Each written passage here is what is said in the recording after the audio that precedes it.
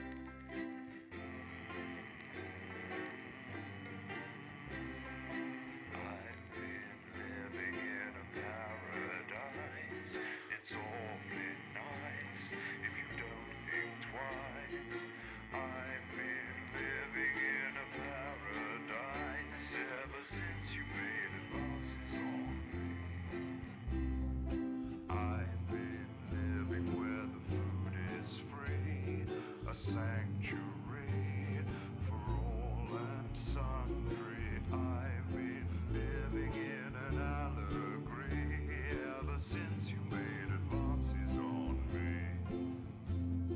Since the day you came along, we've walked on hand in hand, and as we've grown together, I've come to understand that you act for the best in me and shower me with charms, but your grip has slowly tightened, and I should be more alarmed. But baby, I've been living in a paradise. It's awfully nice if you don't think twice. I've been living in a paradise ever since you made advances on me. Ever since you made advances on me. Ever since you made advances on me.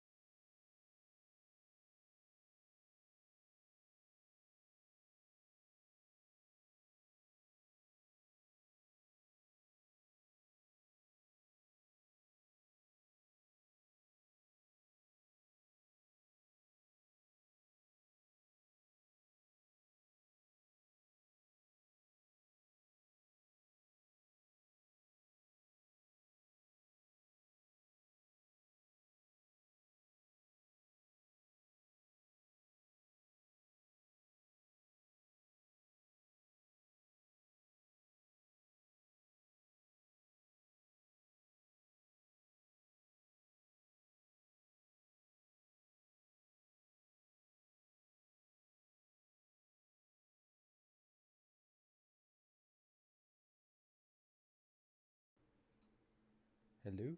There we go. Don't know what the fuck happened there. For some reason, oh god, I had my thing on in the background. Whoops. Yeah, I don't know what happened there. For some reason, it wasn't detecting my microphone. Gotta love OBS. Heyo, Yan, Nell, and Downpour. Welcome to the stream. Hope you're all doing well. This was a very last minute stream. It's a game I've been wanting to play on stream for a while. Just because it's great. If you haven't played it or watched it, you're in for a treat. But I thought, I'll do it now. Mainly to force myself to actually stream, because I just have not had the motivation to in a while. You shouldn't be able to hear a game, so I can get the volume up on the game for me. Very last minute, it looks at time. Who would have guessed? To be fair, I was going to stream earlier, but I ended up falling asleep. and then I fell asleep at like 4 o'clock, I think, and then didn't wake up till like 8:30. So by the time I had dinner and stuff, and actually like got things that I needed to get done, it was like 11. So, for those who don't know, a little bit about Not for Broadcast. It is a full motion video game. So it features actual IRL footage, and basically the concept of this game is you're in the control room of a TV station in the fictional alternative universe of the UK. Yeah, it's a very interesting game. I played it through once. I'm just going to play it however happens. It does have multiple endings. I think it has like 5 main endings.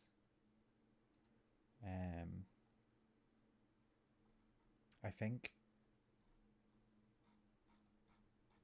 I can't actually remember. 1 second. Let's check my other profiles. Switch.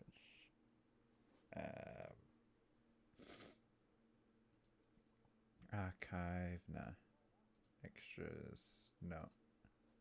Right. Extras. Epilogues. Yeah.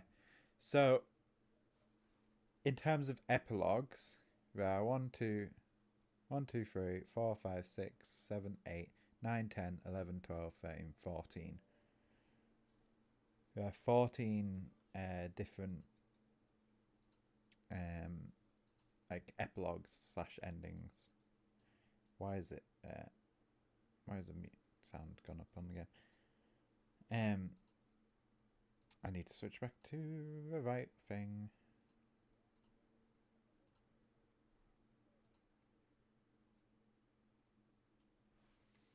Right. So, without further ado, we'll get into a game. Transfer back to regular Willa. So should be able to hear a game now. Let me know if it's too loud or too quiet. Yeah, I'm really excited to play this on stream. We're just going to jump straight into it. Good evening. And there's a bunch of DLC for this game as well. We may end up getting to a telephone, which I haven't played yet. Probably not tonight, but... Oh, did I switch back to the right? Yeah. Alright, this is me. So I didn't know whether I'd switched back to the right. Well, that's a very blunt question. Advance is light. There we go. Is that better? Is the game volume alright? Because that's the main thing Friends and neighbours, for this game. and have confidence that the team will keep you safe. The main importance But now you start to see, in this stream will be the game. It's a very talk heavy game. Cannot believe you, Helen. As long as that's a good volume. Are you saying that advance have cured death? Jog off!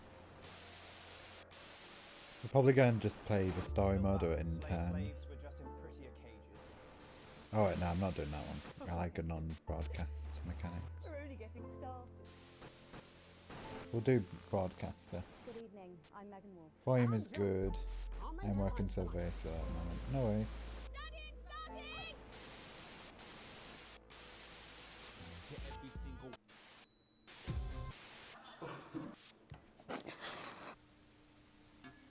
That's all coming up on tonight's National Nightly News. This is a very British game. I will say that in advance.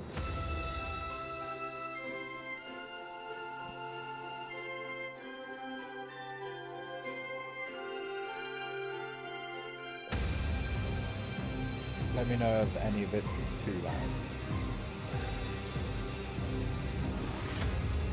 Because it is slightly loud for me, but I can adjust that for myself. Wait, what was it? Just flicker of a guy at the end? What was that? I don't remember that.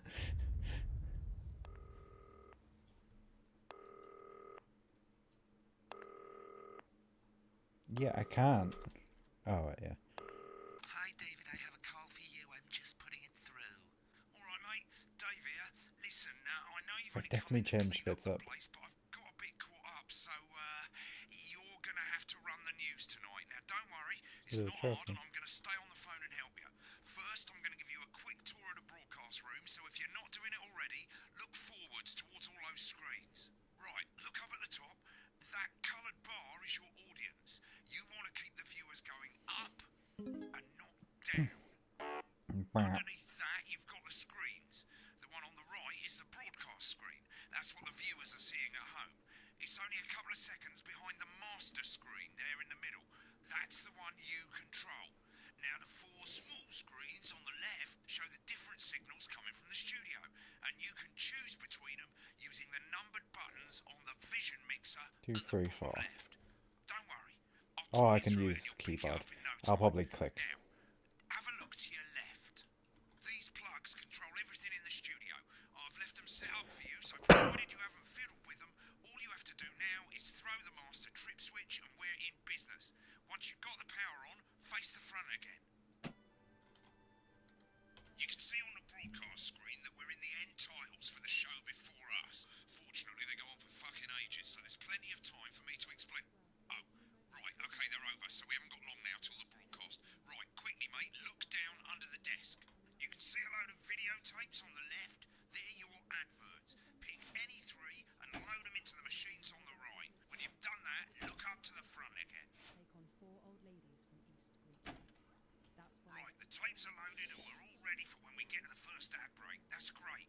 Any second now, you should be getting a signal through from the studio.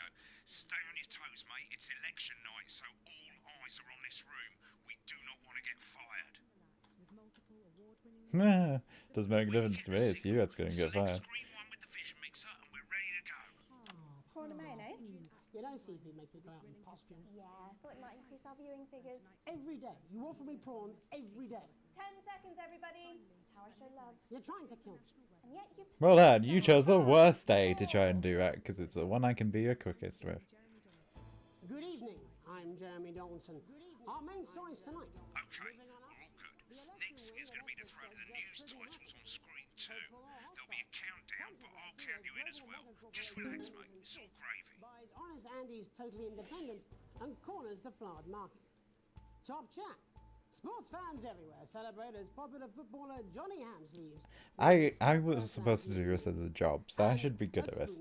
I will not be. Chatting with movie star Lawrence Blunderclatch about his new movie, The Medicated. And, of course, we'll be going live to Advance headquarters to hear what the 9, leaders of this 8, fledgling party have to say on their historic 5, 4, 3, 2, 1. Lovely, mate. Next thing is to throw back to Jeremy with button 1 when that globe in the middle shrinks down and vanishes.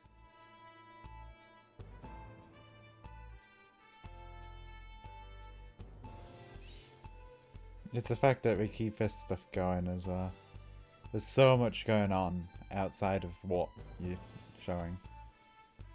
Here it comes. Switch to screen 1. Now, lovely, mate. First, the votes are in and it's a decisive win for Advance. We often get a bit of interference around this time, mate. Keep your eye on the machine at the bottom right. Use that slider that's flashing or your scroll wheel to move the wave up and down, keeping the green bit in the white bit.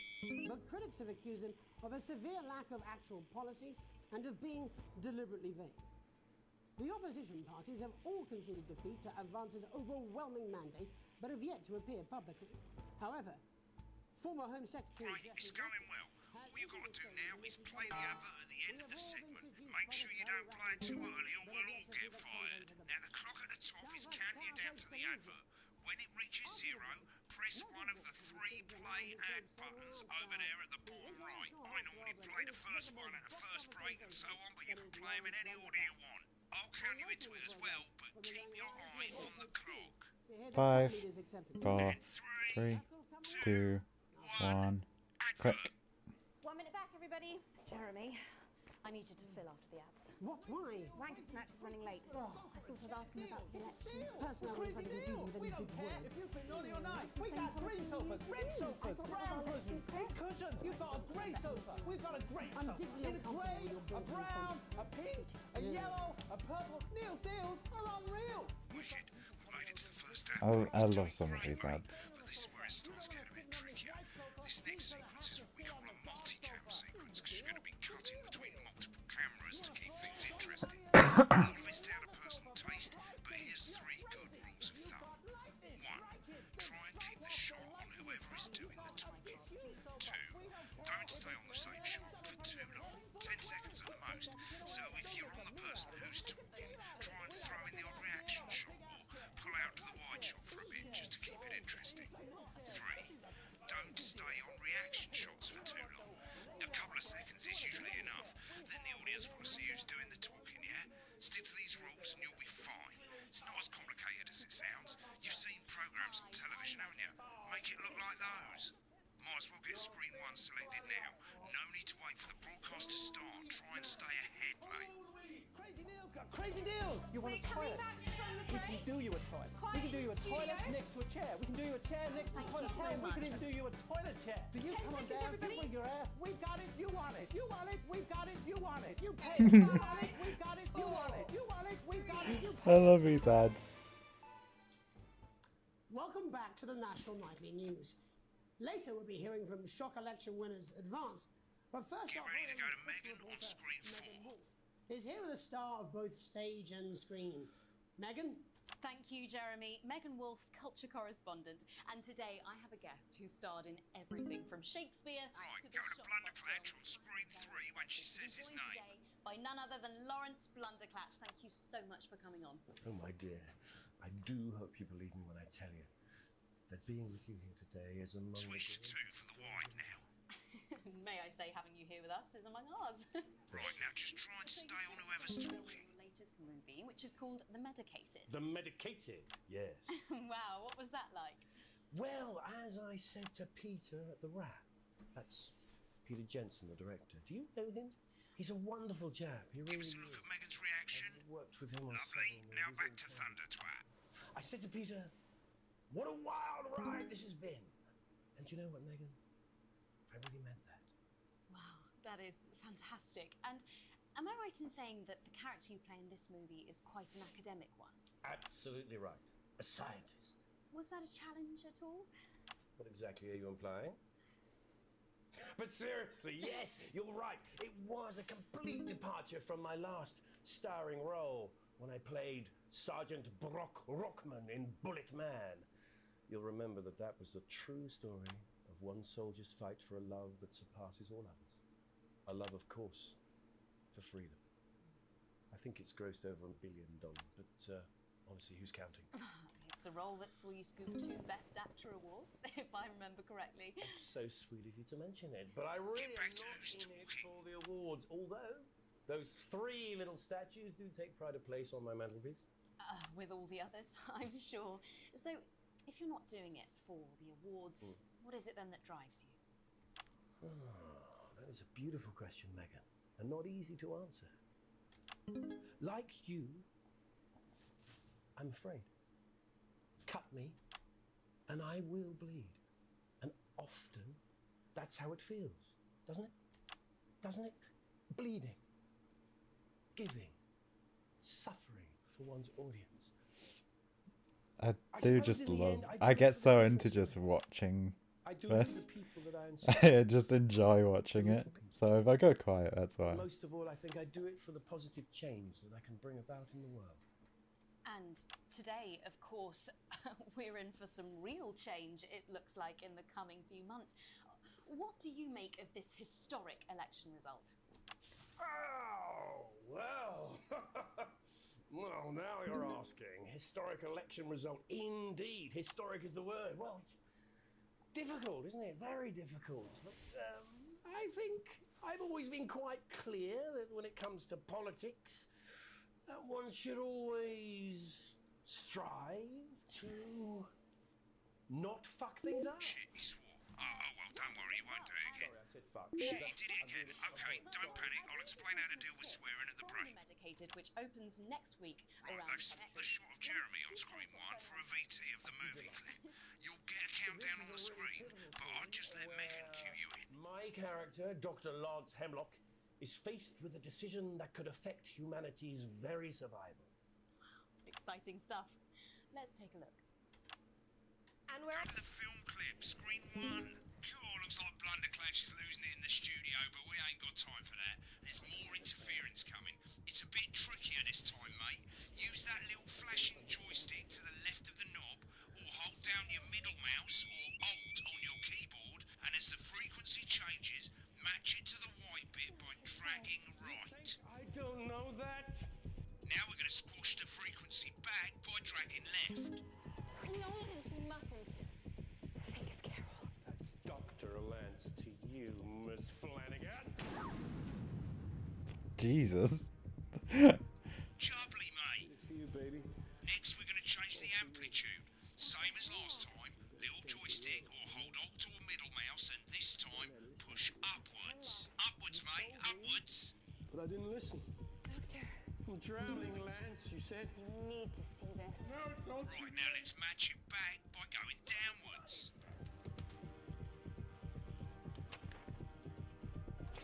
The virus. I'm just focused on doing this. I'm not talking at all. This is the key.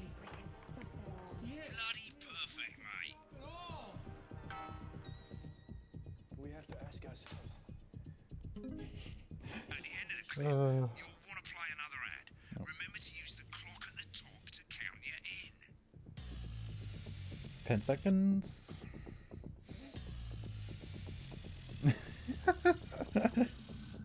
Three, two, one, and. Right, I guess I better explain how to deal with bleeping out swear words. As you probably noticed, the broadcast screen, here, is about 2 seconds behind the master screen, here.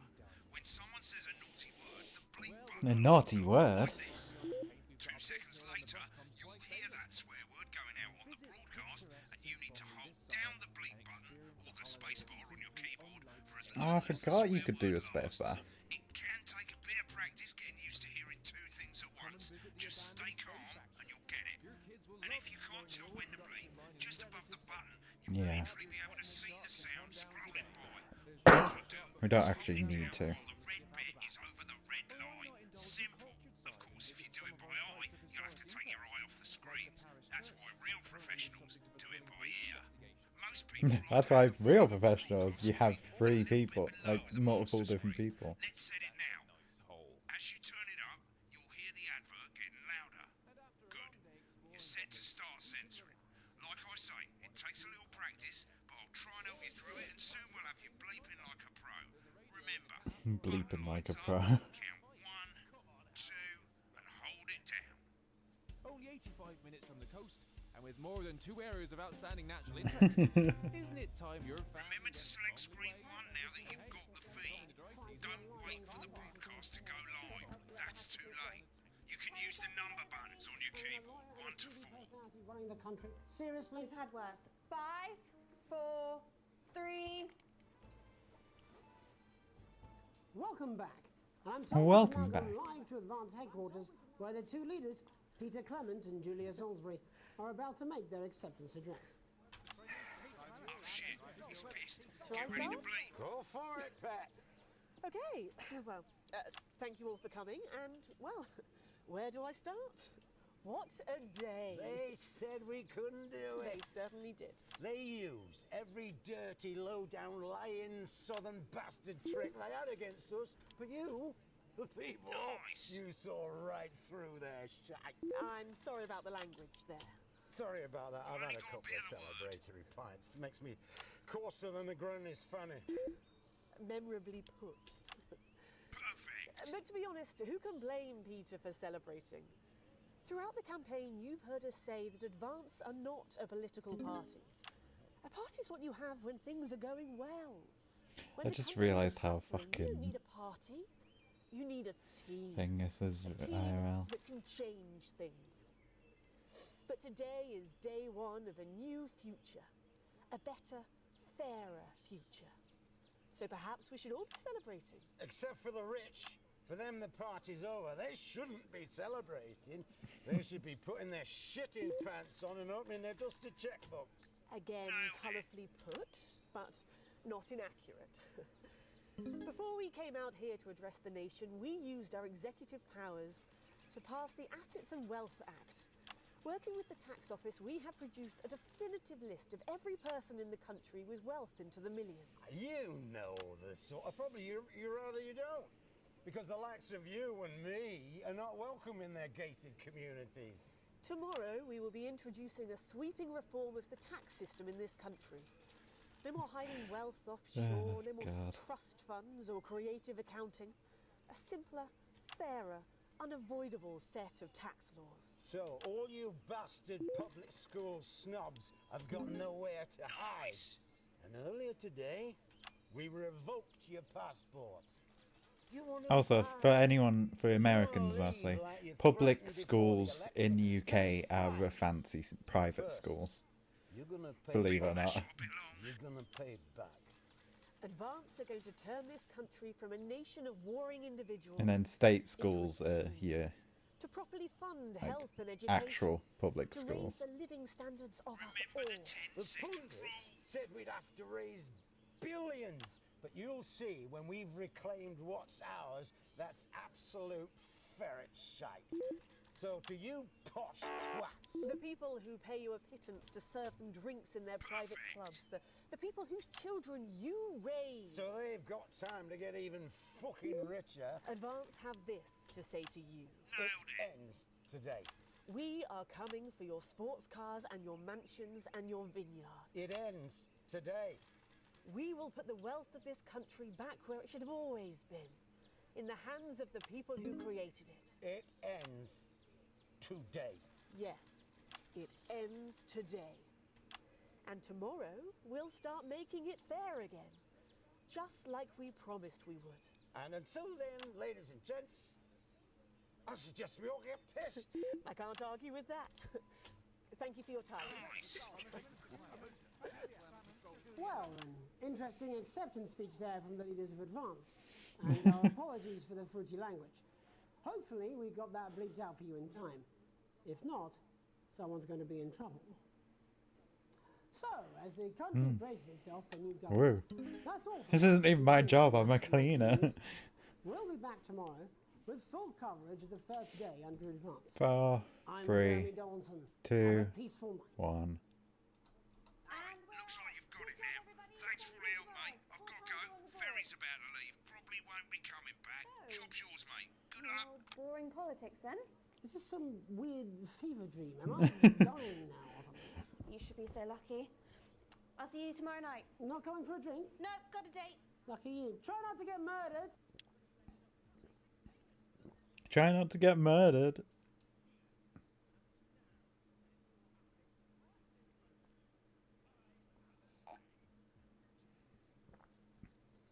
When the programme's finished, you'll get a broadcast report. Oh god, I did awfully in that last section. Broadcast went. Each sequence and an overall grade. Remember, grades mean bonuses, and they keep the boss happy. If you want to know more about how it went, select more info. If not, select continue to move to the next page. I was gonna say, a lot of it's like, When you really want to yeah, understand what happened during the show, you got graphs. rude words. What the audience did, they're a fickle fucking bunch. And of course, you can really drill into the details if you want to get better at making TV. I never came here, never once. Right, this is the important page. It tells Small you how much bonus. you get paid and Current how much wealth. wealth you have overall. That bollocks at the bottom shows you the financial state of our main advertisers. But you don't own any fucking shares. You're a cleaner, for God's sake, so why would you care? A small bonus. Current wealth. Broadcast put. This is the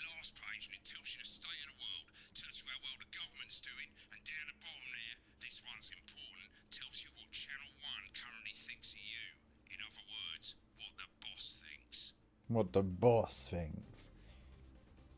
Alright, mate. Welcome to the archive. This is where you can have a quick look back at what you've done and how it looked to the public. There's 3 sections: broadcast, rushes and adverts. Let's start with broadcast. Click on it now. Over on the left, that's all the broadcasts that you've done. Click on any one of them and hit load tape. Once it's finished loading, you can use the rewind and the fast forward at the bottom there to help you get to the bit you want to see. This is my actual thing.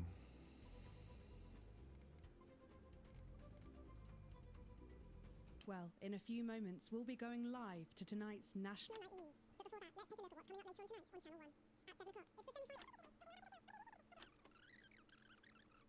coming up later on tonight on Channel 1 at 7 o'clock. It's the 75th. Our main stories tonight.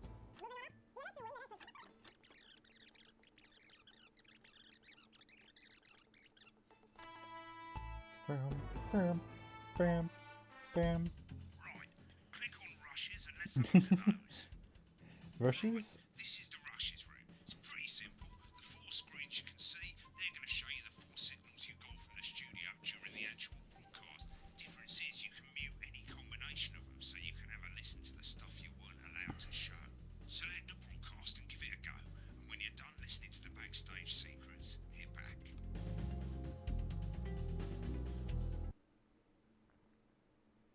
No, no, it was a headline, so I want now an advance acceptance. So let's have a look at the advance acceptance quickly.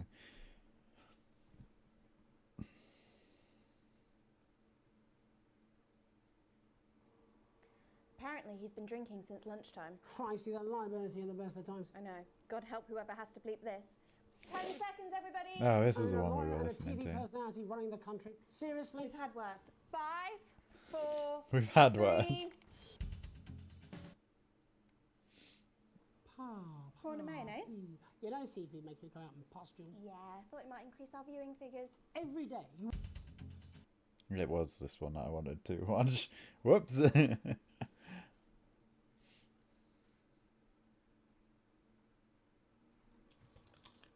These aren't my cards. Please tell me these aren't my cards. No, they're the right ones, apparently.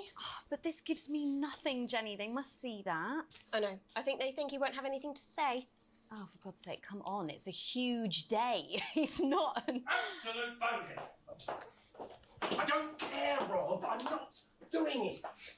I agreed to do one beastly interview a day. I made that completely clear when we started. Check my contract. Hi, I'm Megan. Oh, piss off. You're on thin bloody ice, Rob.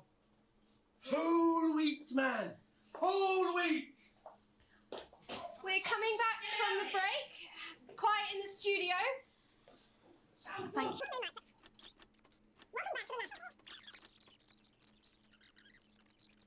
Wonderful jab. You're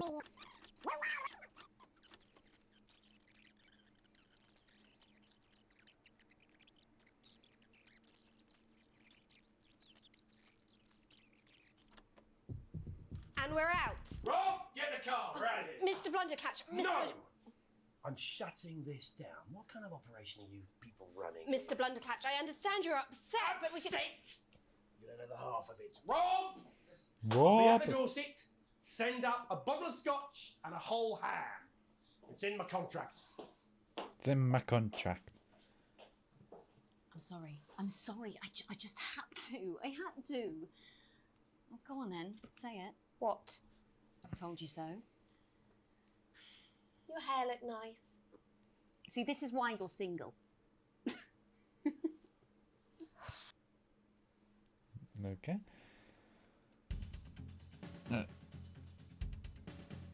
Let's continue.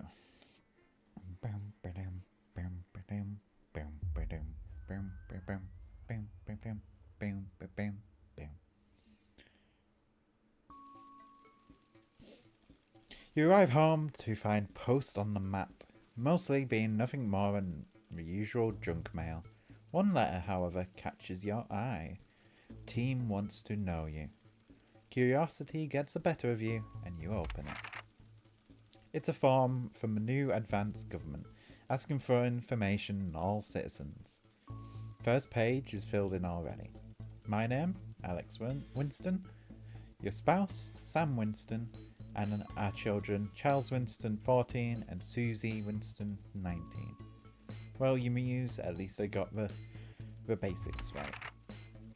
The rest of the questions are left for you to complete. They appear to be mandatory. Upon starting a new job, you would be friendly and introduce, be productive and get to work, ease yourself in and orientate, reminisce with friends about old jobs.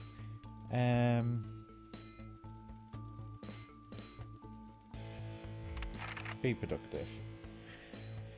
A colleague in a different department has confided in you that they have been taking home confidential information.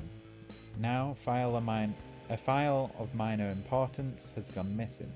Would you help your colleague cover up? Recommend that they report it? Promise we won't tell anyone, or report it? Let's recommend that they report it. An entire department was fired today for consistent underperformance.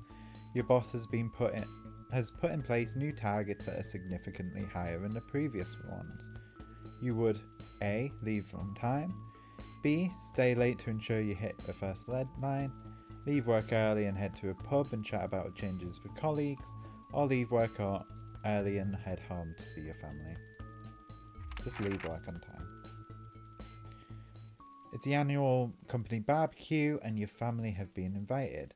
You are looking forward to a nice day out with friends and family, washing your hair that day. Go if you're free but wouldn't mind missing it. Have been practicing with your co-workers and think you'll win the talent contest. Friends and family. You've had a long successful career and are now about to retire. In your speech, you list your achievements and all the good memories you have. Give an honest review of pros and cons. Focus on issues and challenges, or refuse to attend. List achievements and good memories. In your spare time, you like to relax alone, doing things like listening to music or making models. Attend political rallies and stand up for what you believe in. Encourage and support your children with their hobbies. Play in your local sports team. Let's encourage our children. The ideal holiday getaway would be surrounded by natural beauty, getting away from the strain of daily grind, exploring somewhere unfamiliar, discovering new experiences and challenges, a day out at the theme park with thrills and attractions, or a romantic getaway with your partner to a tropical island paradise, surrounded by natural beauty.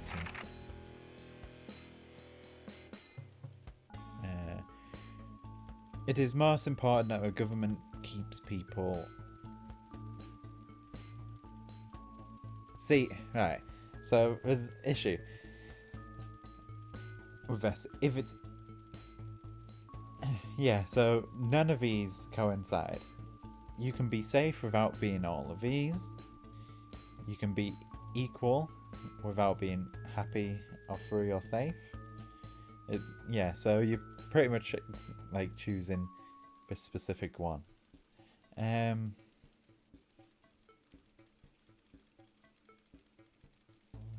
think safe we'll go with. Sign my name.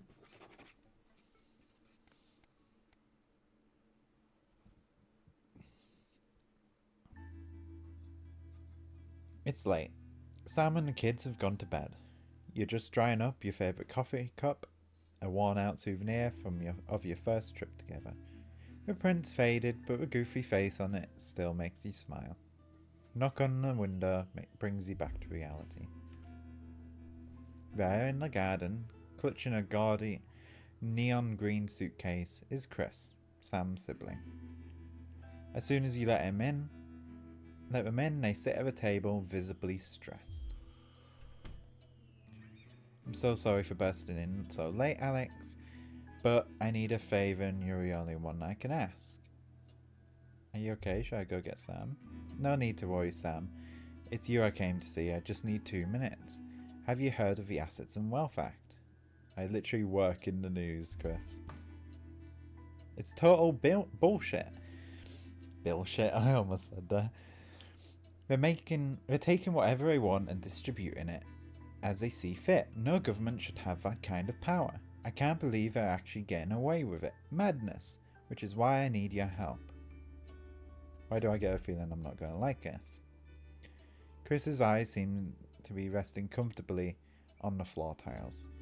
Look, I know it's a lot to ask, but I need to borrow your passport. My passport? I can't give you out. It's illegal. They've taken mine and half of bloody countries, but people always say you and I look similar, so...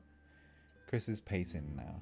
I need to leave before it's too late. Once I'm out, me and my money will be safe, but I need to go before they freeze my accounts. Please, Alex, I wouldn't ask if I had any other choice. I'm not giving him my passport. Like, you're obviously not helping us, because we're broke ass poor. So you're obviously not helping us with it, so fuck you. Like, if your money is that important, you can find another way. You're joking, right? I've always done right by you and Sam. I've treated your children like they were my own. We're family. Does that mean nothing to you? I can't help you with this. Fine, I'll solve it myself. So much for family loyalty, eh? Grabbing the neon, I'm guessing that means, fluorescent suitcase, Chris disappears into a night. You go back to the dishes, picking up Sam's cup again. The peeling face now seems to bore into you. The knot in your stomach tightens. Yeah, no, it's one thing to help, and another thing to break a law for family. Like, especially when he seems to only care about his money. If it was for him, if he was like, I feel like I'm gonna get killed or something's gonna happen to me, then sure.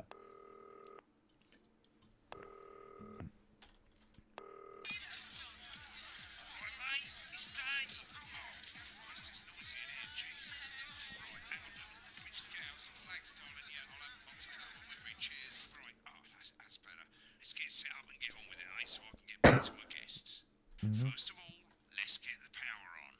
You need to get at least the bottom 4 plugs on. Right, let's load up the adverts. You might want to have a bit of a think about it. Your decisions have consequences, don't they? Still cool, but chugs. Should replay this, is totally safe. We'll go with Crazy Neo, but we'll put him in bottom.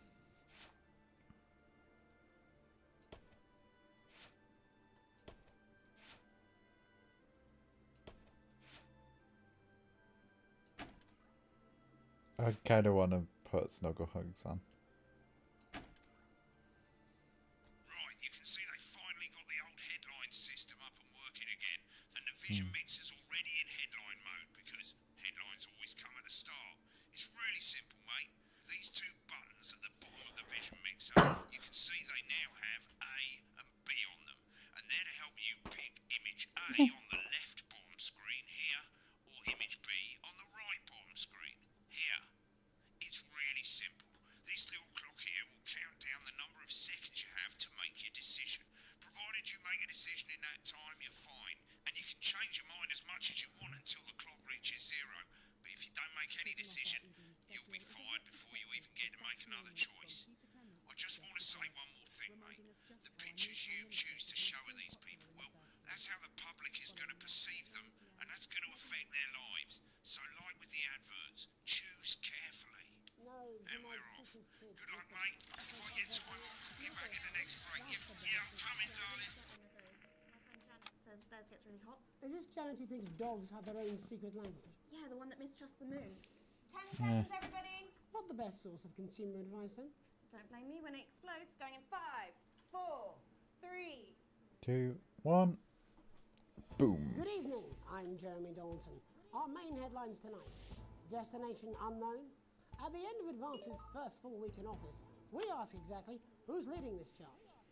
Tonight, I'll be discussing what the new future might hold with a leading economist and radical free thinker. With the Assets and Wealth Act on the brink of raising living standards for the vast majority of the country, I'll be asking my guests if we're on the way to a new future. Out with the old, Remington's Fist have appointed Sophia Remington as their new CEO. The following photo, taken from our archive, gives us a sense of this influential young firebrand who, at the tender age of 23, becomes the youngest female CEO in history. Sophia Remington. Probably not the youngest, but sure. She was top of her class at university and graduated with the highest honours, immediately being asked back to lecture. The markets have responded favourably to Sophia's appointment, with stocks rising 30 points in light of the announcement. In her first press conference this afternoon, Sophia announced a children's toy named Mr. Snugglehugs. Sophia promises it'll be all the rage this Christmas, but concerns have been raised about the product's safety. Making a splash, intrepid scientist Dr. David Wong and marine biologist Ingrid Swarsborg Yeah, I think I'm going to take up stick Alan James on. The recently discovered cave system was previously thought unreachable, but thanks to a new breakthrough in underwater flower technology, the pair hope to successfully reach the imposing central cavern and the undiscovered plant species it contains. This is, of course, only the latest in a series of successful expeditions for this unlikely pairing. In a joint statement about the dangers their team might face, the pair stated, "We will face the plentiful challenges together like we always have." Playing the field, rumours abound as Playing the sporting legend field. Johnny Hamsleeves is snapped leaving Bush, one of the capital's hottest clubs. Celebrating being named Sports Personality of the Year last week, as reported by this very programme. Most of these you can Johnny is seen here with give, socialite and performance like, artist put either way and Tiffany it doesn't Lamar, really make whose too much recent of a show, difference. Snatched Inside My Snatch, has kept her firmly in the public eye. Could romance be on the cards for these two budding A-listers? And grievous bodily charm. I did not hit With advanced A-listers policy and there. a radical new position on crime, how afraid should we actually be? I'll be going live around the country to talk with people who've seen the criminal justice system from every perspective. With more and more powers passing to the police and less oversight, are we using an advanced-shaped sledgehammer to crack a nut? All that in a mega move with a group of young actors who are already experiencing the positive side of the new Assets 9, and Wealth Act 8, firsthand. 7, They'll be talking 6, and performing later. 5, That's all coming 4, up on tonight's 3, National Night 2, News. 1.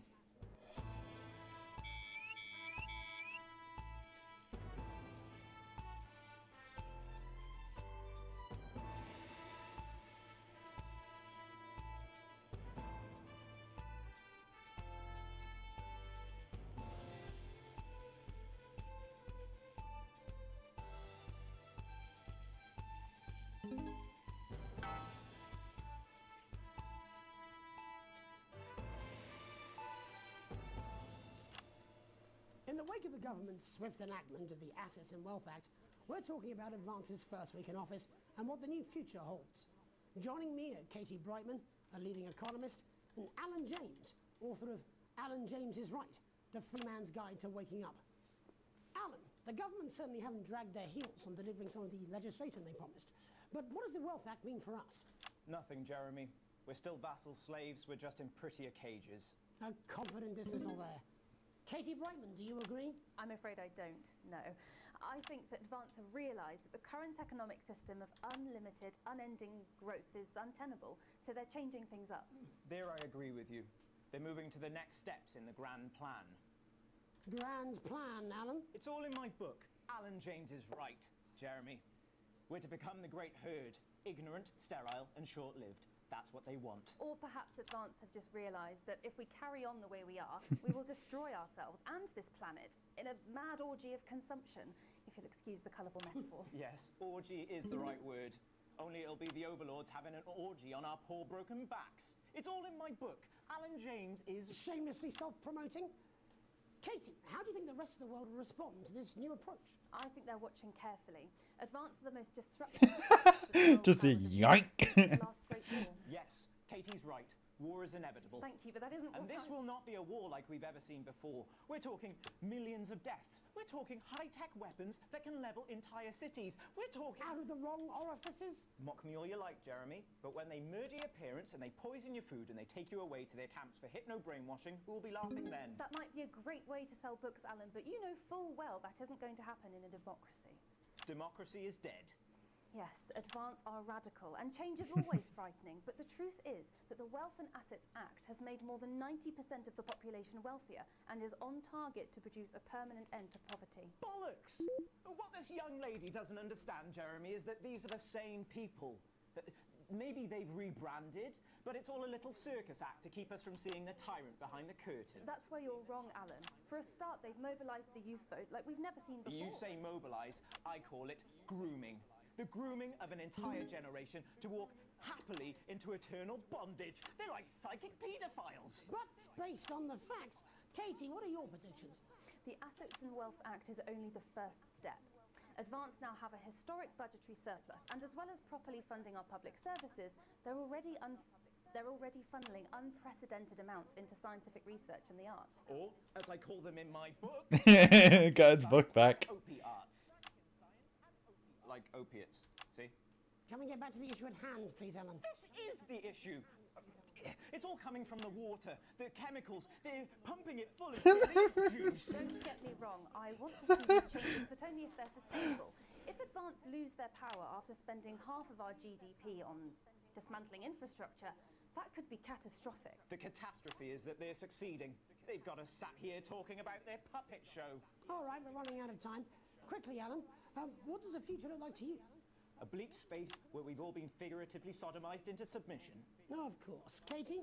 We might be on the eve of a brave new world. God knows we need some change, but we need to be cautious. Let's walk forwards with our eyes open. Two very different visions of the future there. Alan James, Katie Brightman, thank you for joining me. When we come back, I'll be investigating law and order before Megan meets some beneficiaries of the Assets and Wealth Act. That's all coming up tonight on the National Nightly News. 1 minute back. You know, I think they might do some good. I hope so too, Jeremy. How much are you being paid by them, then? Shut the fuck up, Alan. I've never heard so much shit in my life. Well, we'll see who's full of shit, won't we? Alan, I can explain it to you, but unfortunately, I can't understand it for you. I forgot it was him in this section.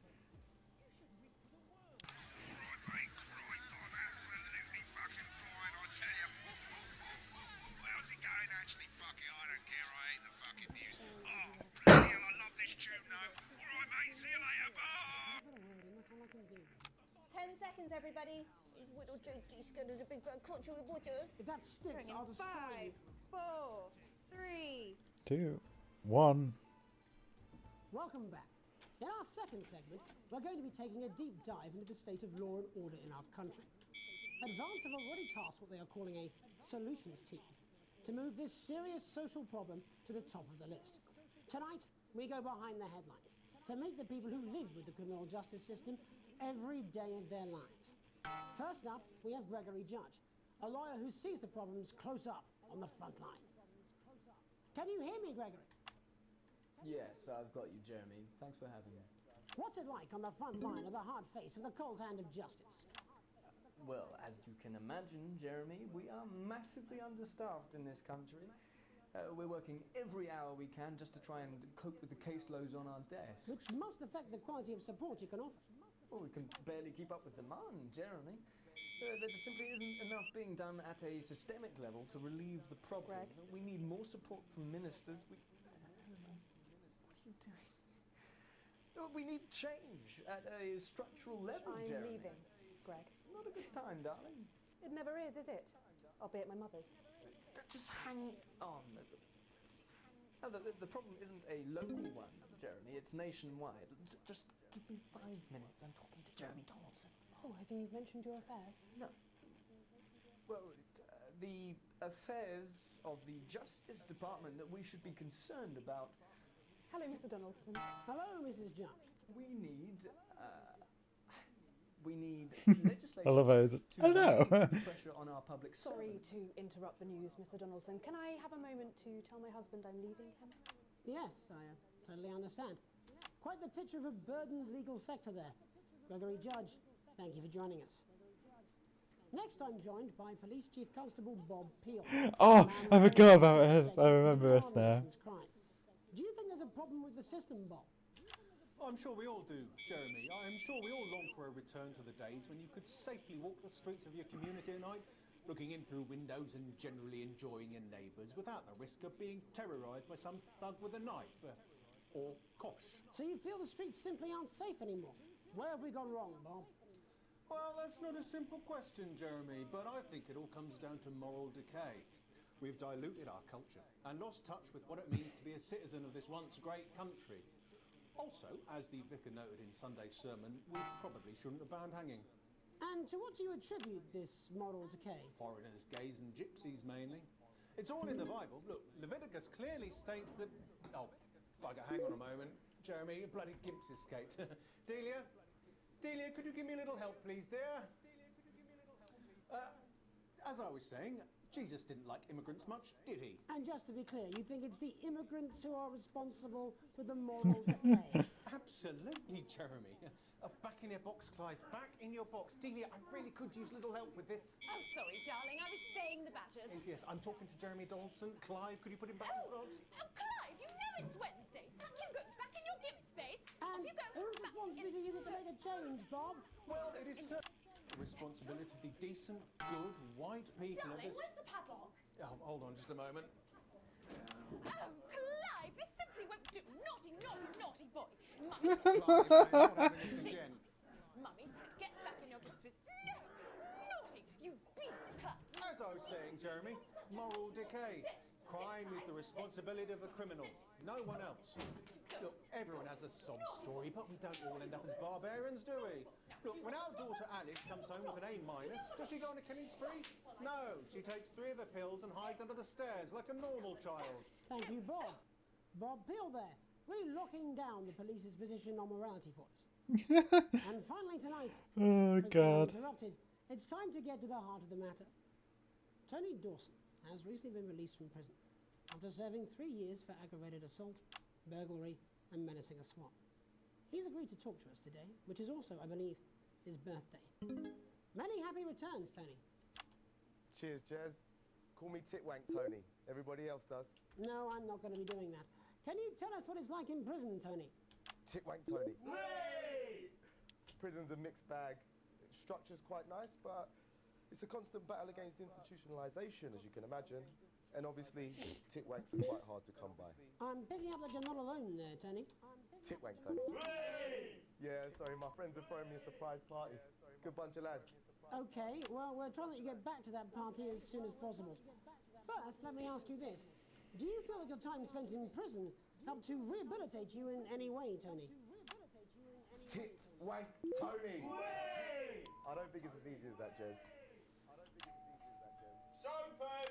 I think asking that is an oversimplification. It sounds like it's getting quite busy there, Tony, but let's try and soldier on. Since leaving custody, have you been able to find a new job? Yeah, all the boys are here. Big Chris, Little Chris, and Vampire Chris. This one's, yeah? Yep. One sec, love. Titwank Tony's on the news. Rehabilitation's difficult with the current system, Jez. Just not set up for it, you know? It's inherently unjust. So, do you feel tempted to... I'm sorry, who's this now? You are joking. Chrissy Free Bollocks has only got Mr. Fancy, oh. Not now, fellas, I'm on the news. It seems like we've caught you at a bad time. The little boy? Oh, I can't really hear you, mate. It's getting a bit busy here. Jesus. Yes, we seem to be losing the signal there, Tony. Fucking way, lads. Believe that. Well, we're just trying to get that signal back. I think we... Yes, Tony? Tony, I mean, we're literally away for 2 seconds. How does this happen, Tony? Can you hear me? Well, we seem to have lost our train of thought. Hopefully you, the viewer at home, are basically in a broader understanding of the serious and complex issues around law and order. After the break, I do love this game. Megan will be live with some plucky young thespians. Don't go away. We'll be back after these messages. 1 minute back, everybody. His face. Mate, I ain't got long and I'm quite drunk. It's been a great night. In this next section, there's a bit of music. If you edit in time with the music, you can see the result on the vision mixer, and the public will love that. Don't worry. Ah, yeah, it's a musical section. Just try and stay in the groove. Also, one last tip: when the music starts, turn down the broadcast volume. Right, enjoy the music, I basically only have the broadcast volume on when it's like I'm sure he's on his way. Come on, when it's like welcome he back. add, oh no, when it's like possible swearing. We're going to open on Megan. Camera 2. Going in Okay. 5, 4, 3. Welcome's Black. I'm Megan Wolfe, and on tonight's Welcome's Culture Black. Spot, I'll be chatting with one of the first beneficiaries of the Assets and Wealth Act, a team of inspiring young people from Scritchford Sixth Form College who today received a grant from Advance to take their play, Hey, Friendship, on a tour of local secondary schools. Welcome to you all. Well, let's start with you two, Harriet and Charlotte Winstanley-Hamilton. Girls, you must be thrilled. We are, Megan. We're overwhelmed, to be honest. And I believe you two are sisters, is that right? Yes, Charlotte's my oldest. I'm the older, more popular one. Only joking. Harriet and Trey were really the ones who came up with the whole idea. So, Harry and I were shooting the breeze in the cafeteria, and I said, hey, let's actually do something. So I went to look for a drama teacher. But she'd been laid off due to budget cuts. Fortunately, I directed a pantomime when I was at university, so I knew the ropes, as it were. Oh, right, yes, but you're the maths teacher, aren't you? Yes, that's me, Jeff Algebra, maths teacher. Maths is really important. Oh, thanks, Steve. Maths is really important. Yeah, thanks, Steve. As is theatre. It's one of the oldest art forms in history. Aristotle. I just think that when we travel around all these problem schools and the poor kids see us, they say, hey, I really want to be like those attractive kids. And that's a very beautiful and powerful thing. We touch our audiences and they touch us right back. I suppose with a surname like Algebra, there was really only one choice of career for me. My wife, Angela, and I, we often laugh about it. Angela Algebra. Yes. We just want to bring a bit of song and joy into people's lives. And teach people about the difficult It's issues so drama issues in the school. play that really matter. And I think you're going to be showing us an extract from this play, aren't you? That's right. To put into context, I play a young first year who's having some troubles at school. Her character doesn't actually have a name, yeah, because in a way she's like all of us. It's like a metaphor. Maybe she's you at home, or like maybe she's you, Megan. Maths is really important. Yeah, thanks, Steve. Put it in, coach. Yes, thanks, Steve. Right, well, I'm going to have a little chat with your teacher while you run off and get ready. I can't wait to see it. That's it, that way. So, Jeff, when did you first hear about the grant? 2 days ago. A letter from Advance arrived at the school. Now, the headmaster thought it was all a prank, but his secretary retrieved it from his bin and brought it to me. Wow, how did you react? I also threw it in the bin. But then Harriet and Trey rescued it, and they rang the number at the bottom of the page, and next thing you know, we're on tour. Wow. Well, I think we can all guess which way you'll be voting from now on. Do you know what? It's funny, because Angela and I don't usually vote. We're not very political. I'm a mathematician, of course, and she's a paraplegic, mainly. She's a paraplegic, mainly. 10 minutes DIY show back in the day, and so we thought, why not? Let's have a go at this old democracy thing. Okay. And here we bally well are. Good stuff. Fucking brilliant! So, let's have a look at a short section of Hey, Friendship.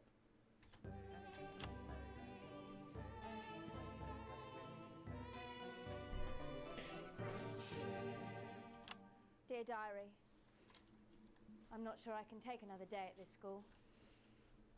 Another day of tears. Tears. Another day of fears. But still I walk the corridors alone. Alone. Dreading what might be around every corner. What's around the corner? What's around the corner? What's around the corner? Oh, hi Gary. Oh heavens no! It's Gary the Fist! Gary the Fist! Going somewhere, little first year?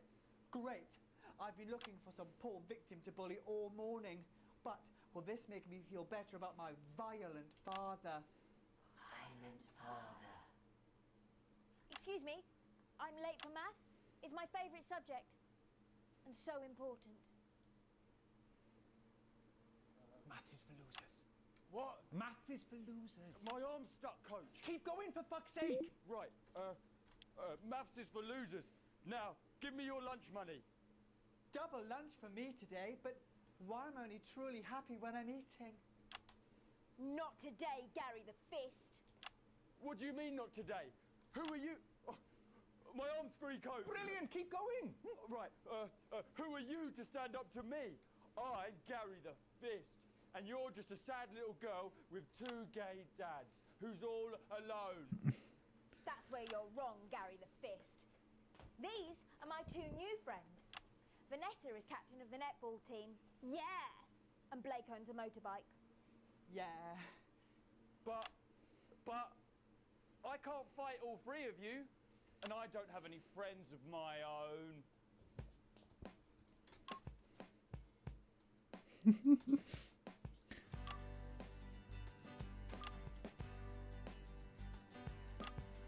Take a look at me. Take a little look at my face.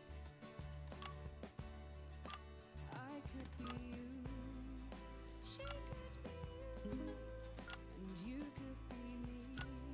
Or you could be me. Life can be peachy keen. Hmm.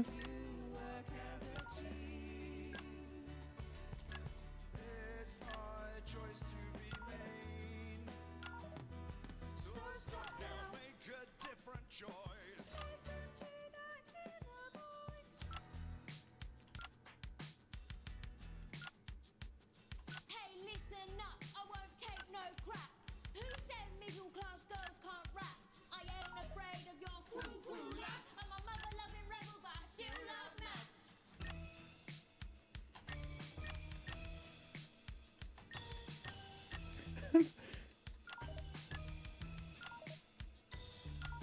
Hey, kids, I'm Gary the Fist. People think that folks like me probably shouldn't exist, but that's just prejudice, and I'd do better if you knew the way that I became Gary the Fist.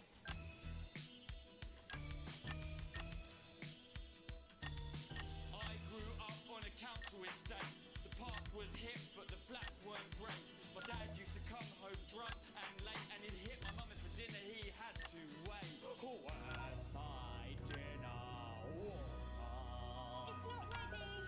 Oh, where's my dinner, woman? Don't make me ask you again. Hitting women is wrong. I guess life's pretty hard on a council estate. Life's pretty hard on a council estate. Life's pretty hard on a council estate. Life's pretty hard. This is so weird. Life's pretty hard on a council estate. Life's pretty hard on a council estate. Life's pretty hard on a council estate. It's so damn hard on a council estate. Life can be peachy keen. Yeah. If you work as a team. Just work as a team. It's your choice to be me. It's my choice. So stop now, make a different choice. Listen to that inner voice. Friendship! Yes! Oh. Well, thankfully that's all we have time for tonight on the National Breaking News. Join us tomorrow night for all the headlines from across the country. My name's Jeremy 3, Donaldson. 2, Have a peaceful night. 1. And we're out. What the literal fuck was that? I believe that was art. Pure I've got art. a 14-inch cock, but it doesn't make it so. I have a similar belief about an adequate paycheck. Oh, someone please get these twats out of my studio.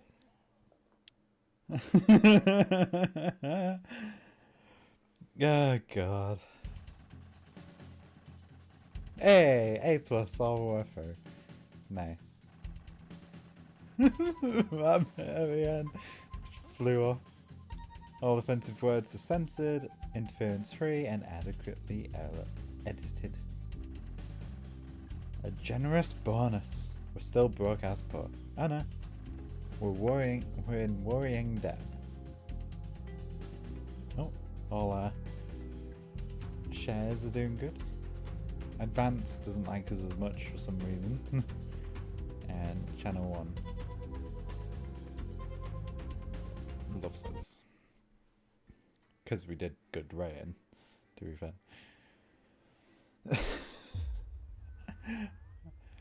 I'll probably go to the end of this chapter and then we'll do another stream at some point. Probably this weekend, probably Sunday. You arrive home after a long shift to find a note waiting for you on the countertop. You recognise Sam's hurried score. Chris has been evicted for not paying rent. Sam's gone to pick Chris's stuff up from the street. Don't wait up. Underlined twice. So this is your fault now, is it? You sulkily press play on the cheap horror film you were going to watch together. It used to absolutely terrify you as a kid, but always makes the two of you laugh.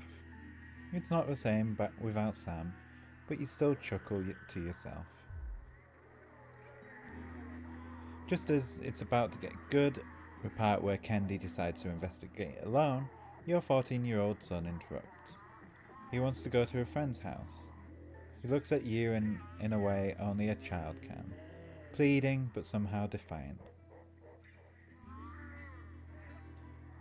I'll let him go as long as he's back by 11. Clearly surprised, he practically races out the door. I doze asleep. You wake to a sound of TV static. It's gone midnight and there's no sign of Chris or Sam.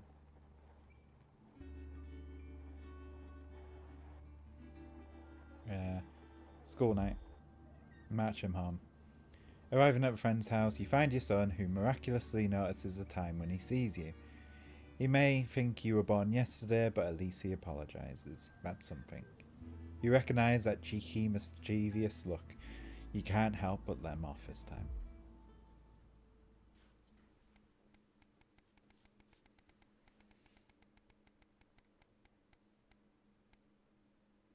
Day 48. A tight Christmas. You can't help but crack a smile as you look around the table. The snow has settled on the grass outside. The kids are pulling a cracker while your elderly mother tries to keep her eyes open. You did always have a soft spot for Christmas. It's been a tense afternoon. Everyone can feel it. It's the first time you've seen Chris since you refused to part with your passport. It's a big change for Sam. The two siblings used to be inseparable. Christmas is usually such a nice time of year. The clatter of cutlery is all that can be heard as Chris stares pointedly at you. Mother stares vacantly at you, confused. She comes back to herself with a start of recognition. Yes, thank you, Alex. It's lovely, she murmurs. It's been happening more and more lately. Clatter of cutlery is all that can be heard as Chris stares pointedly at you. We'll make a toast.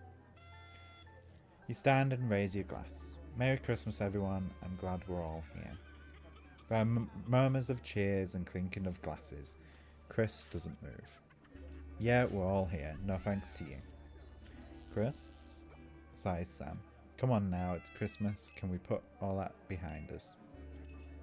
Sam's right. Let's try and enjoy ourselves. Chris turns away from you, taking some frustration out on a cheap cut of roast chicken. Susie seizes the opportunity to corner you. You know you love me. You chuckle. This sounds familiar. I'm not gonna like this, am I? Susie rolls her eyes. You know me and my friends are planning on going travelling this year. Well, I was hoping you'd help me with the money. She's interrupted by Chris, who makes a derisive snort. I wouldn't hold your breath, Suze. He's not known for your generosity, are you, Alex? I'm going to ignore him and smile at my daughter. We'll see so many parts of the world and learn so much about other cultures. You sigh and lower your voice. You know money is really tight, right? Tight now at Grandma's staying here. We just don't have that kind of money. But please, Harriet's parents are helping her. We'll help. What is money? Yeah, we'll help. Sorry, Were you going to consult me, or are you just going? Are you going to carry on pretending I don't exist? You feel your cheeks flush red and turn away so Chris can't see you.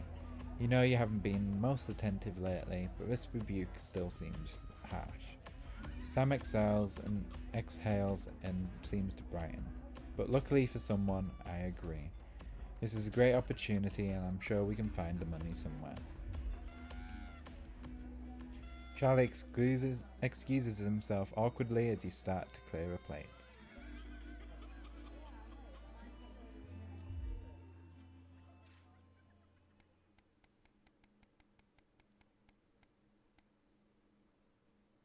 Day 63. A welcome windfall. You're leafing through a pile of accumulated posts. Each new bill pulls on your gut like a lead weight, until a flash of blue makes you pause. Recognizing the teal advanced logo on the envelope, you tear it open. Dear Winston residents, thank you for sending us your passports for approval.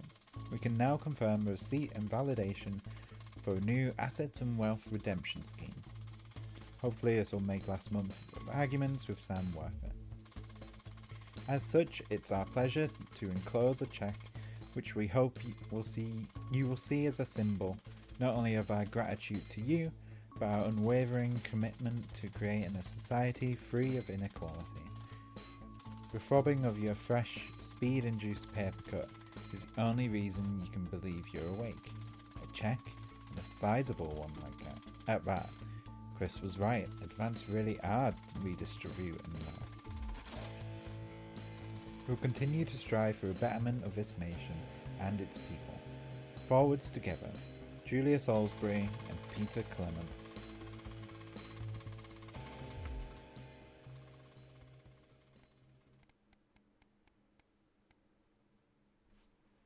A long weekend.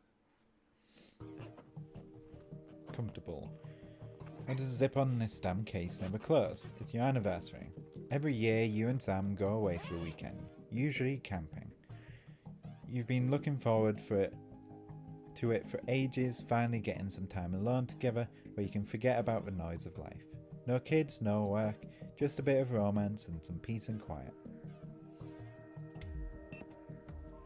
Good evening, Alex. This is Mr. Bozeman. I'm calling to inform you that you will be required to work this weekend. Some information has come to light concerning the rising tension between our nation and foreign powers. The nightly news team will be working round the clock to ensure we break a story first. You just say I expect your attendance, blah blah blah, 8 AM sharp. Have a pleasant evening. I'm gonna ignore it. Kissing you, I grab the car keys from Dish and start to load the bags. Yeah, fuck it. Nothing important. What was that? Nothing important, you reply as he put you on your coat, adrenaline coursing through your body. Grabbing Sam around the waist, you practically slam the front door. You might as well enjoy your time off. You're going to pay for it on Monday.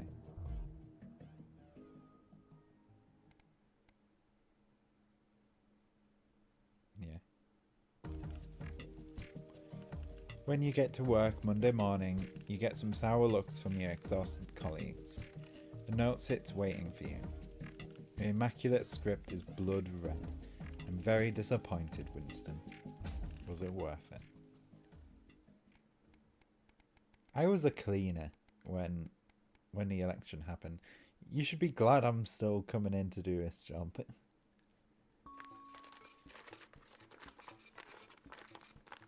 Do you find yourself striving to achieve? Are you an active member of the team?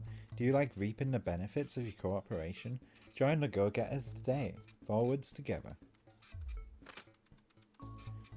So I can walk out straight from home, school, and Ben's sister can drop us home afterwards. No, I'm not signing that.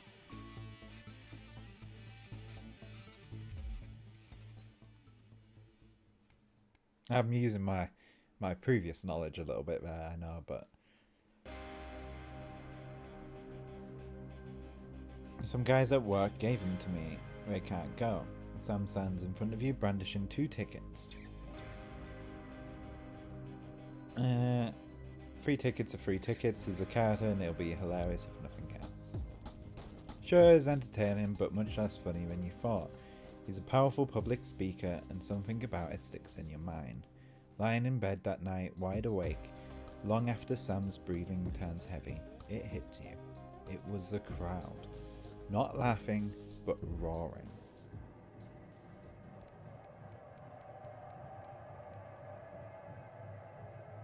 Profitable partnership.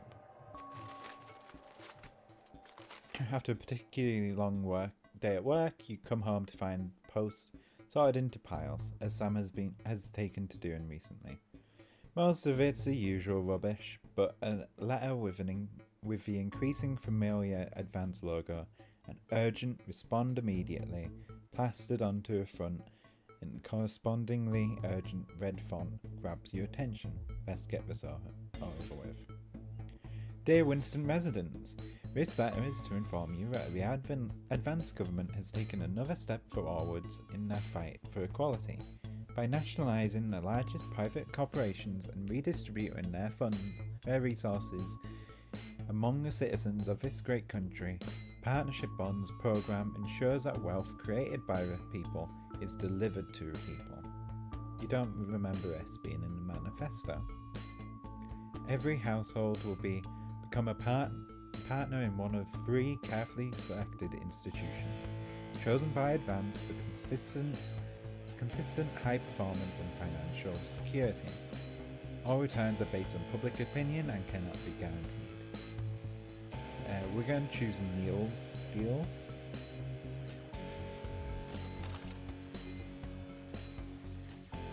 Thank you for making your selection. Please return this form using the envelope provided. You will receive a report from your partnership in 3 to 6 working months. Seems even Advance can't defeat the quagmire of governmental bureaucracy. The future of this nation is in partnership. Forwards together, Julia and Peter.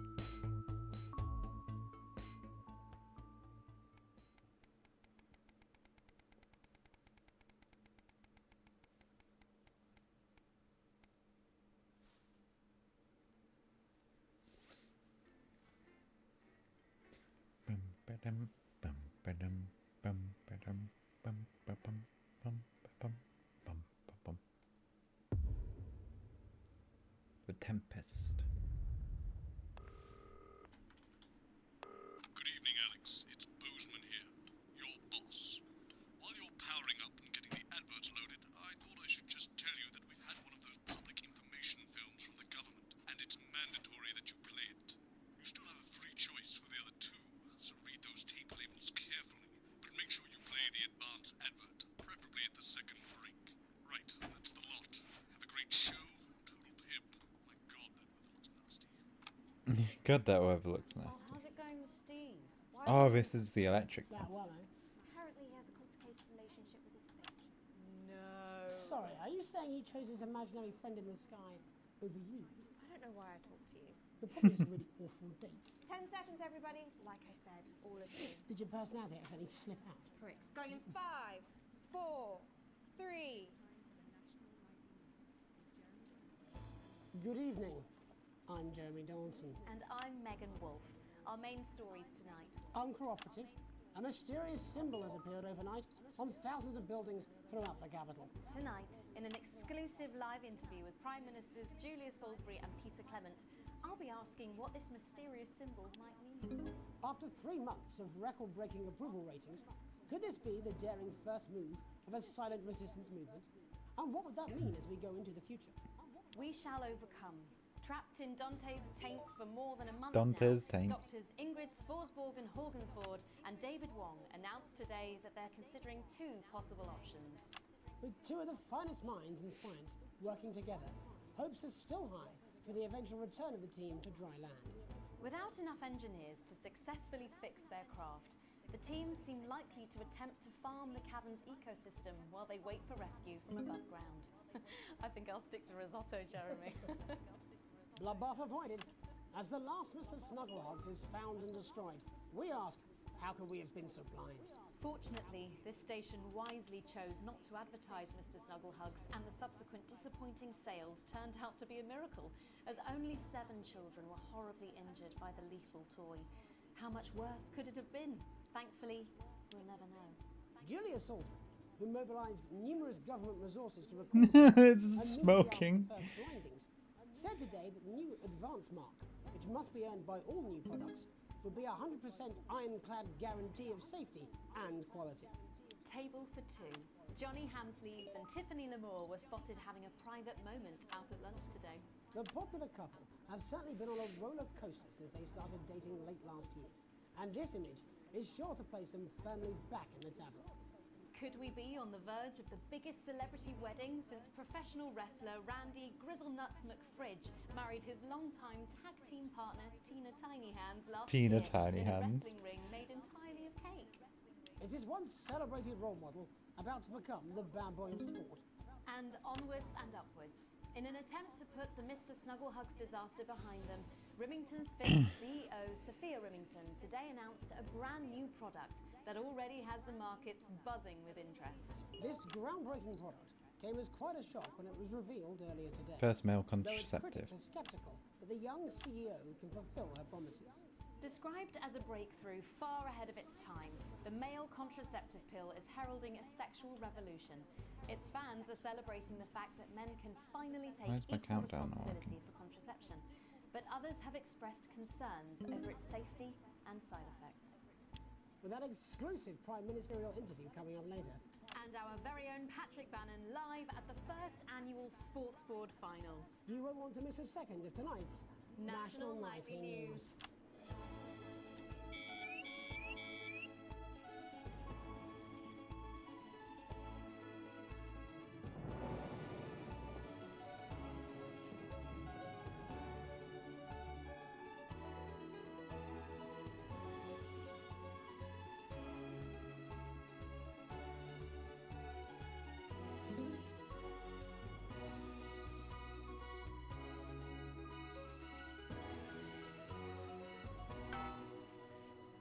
But first tonight, while Advance is certainly proving popular with the majority of the country, who've seen their wealth and standards of living increase considerably, for some, the transition has not been as pleasant.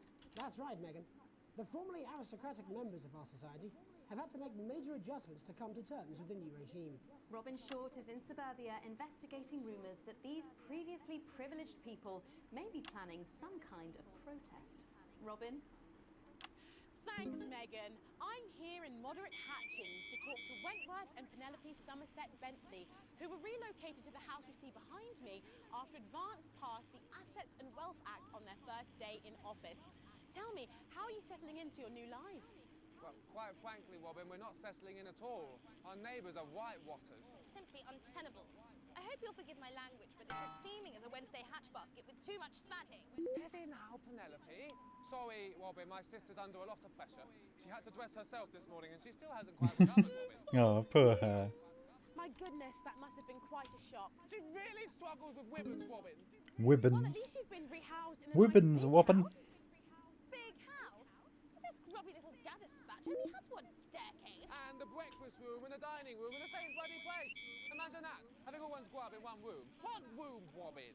So what One do you womb, say to Robin. the people that feel that your family has had it far too easy for far too long, and that these redistributions are both fair and just? I hardly think we've had it easy for fussle's sake. Only one of our swimming pools was even heated. But realistically, what can you do? Well, you've asked the right whatty question, Robin. Thank Right, you, whatty Wentworth. I question. wasn't the youngest ever editor of the Swinstead Middle School Inquirer for no reason. I think our toilet butler was from Swinstead. Dear George. Oh, I wonder what happened to him. Daddy tried to shoot him in the buttocks and he ran off into the woods. Oh, good times. Oh, that's probably my last happy memory, Robin. Tragic, but what can you do? We will rise and rebel. Rebel. We wage war on our revolting rulers with righteous words and rebellious writings. Our best guess in our quest to redress is to divest our I love that. I'm just laughing. Oh, what's that? Daddy! Daddy, it's Daddy! Please don't do that. We can't show this on the news. Right, you buggers! Carry her! Tilly's our mummy. She's proper dragged off too. Well, at least you are showing some shame. Free at last! Somerset Bentley, glad to meet you. See, the protest has started already. Nice sharp work, boy. Thanks, Daddy. He gets that from me, you know. And forgive me, what are you trying to achieve here? We just want to be fudding well heard, that's all. Language, Penelope. We are nude, not rude. Sorry, Daddy. Yeah, new, not rude. Realise we won't roll over and run away. We will revolt. We will rise again. Yes, we bloody He's trying his hardest not to laugh.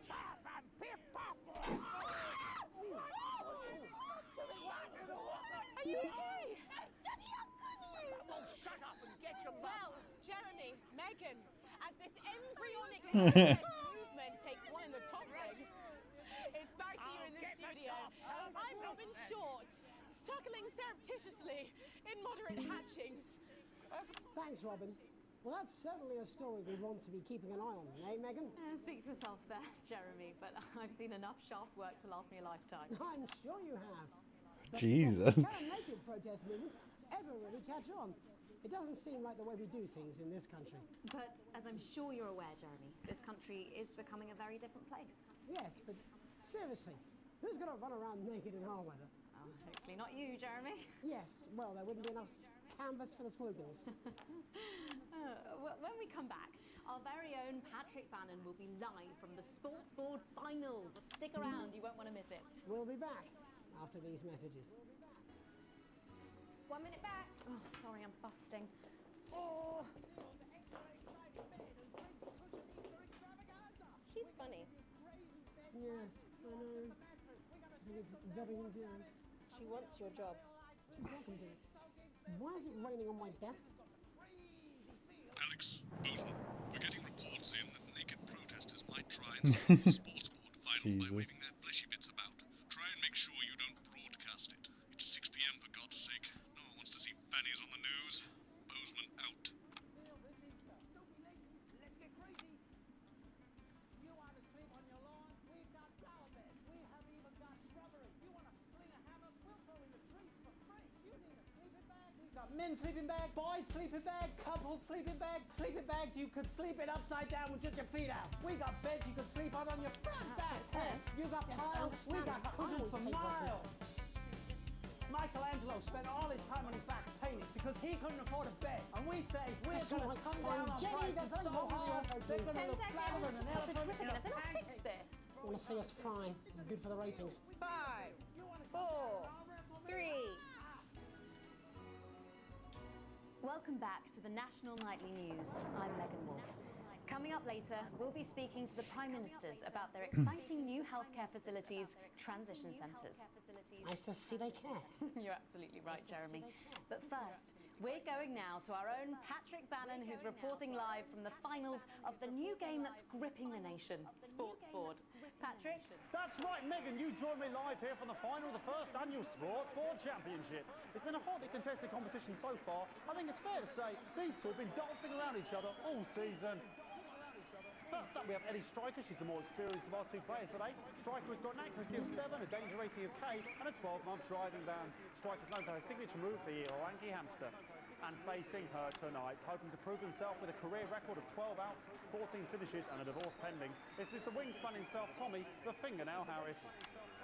Just waiting on the ref now. The slapping ceremony is taking part. Still going on.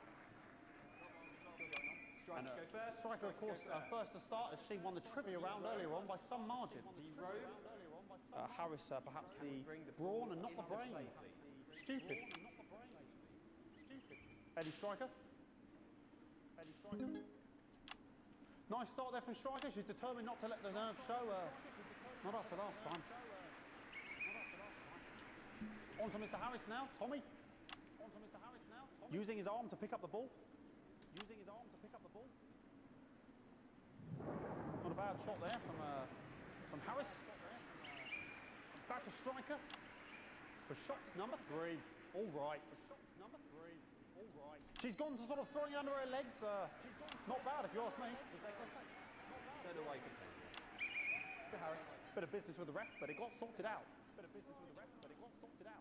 Back to Harris now. A ball in the hand is worth two in the bush. Football. Move back. I'd say that's fair, but what do I know? Oh no, and Harris is not going to be happy with that.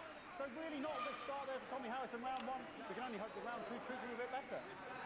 But first, of course, after the argument with the ref section, it's time to change ends. Now we have the ceremonial changing of the ends.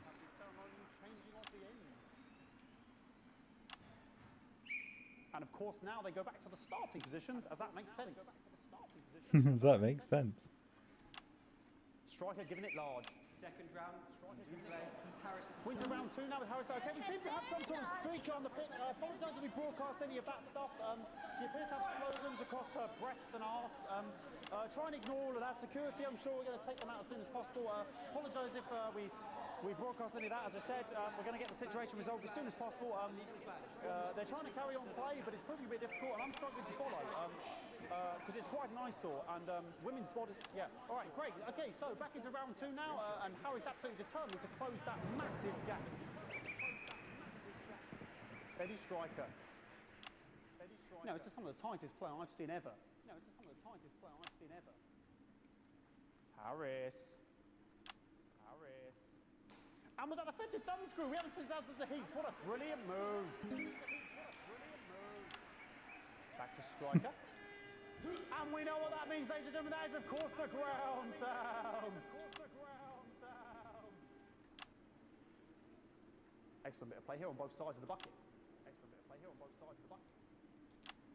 I don't know about you at home, but I'm finding the technical mastering display here absolutely blooming jaw-dropping.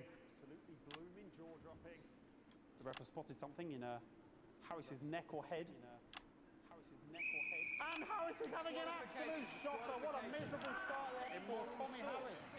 But he is a late bloomer, of course, always said that. And after all, it is a game of two halves. 4 rounds and 7 subgenres.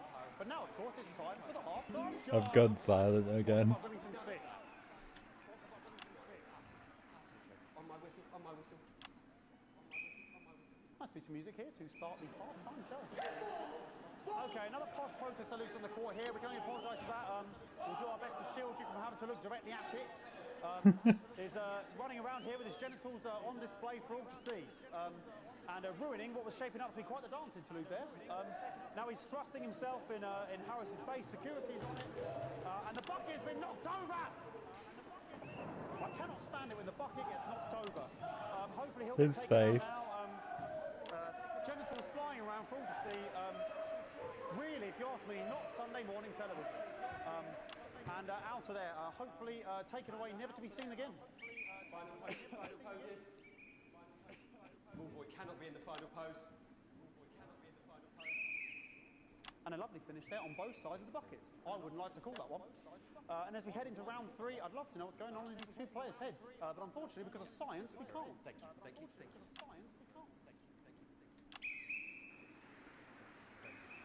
Not bad. So that ball boy's giving me the eye all day. I don't know what's going on there. Striker there, not a great start. She looks a bit flustered, I think, after all that swinging around. Back to Harris here. God, what I wouldn't give to be that ball. I'm all right, ladies. Tommy Harris. And it dribbled down his arm, which is actually a really good move, because, of course, if it dribbles down his arm and goes on the floor, it's not going in the bucket. Back to striker.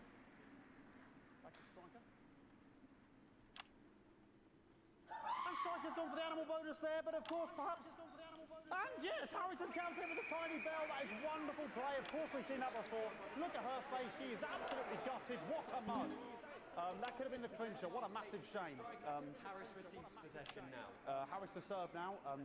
Harris, of course, undefeated by Kestrel in his last 4 battles. So, here we go. Tommy Harris. That's all right. Not bad there. He threw it quite far away from him, which is quite a good idea. Very clever there. Perhaps a little contact. A caution from the referee, who's being, if you ask me, a little bit harsh. Ellie Striker.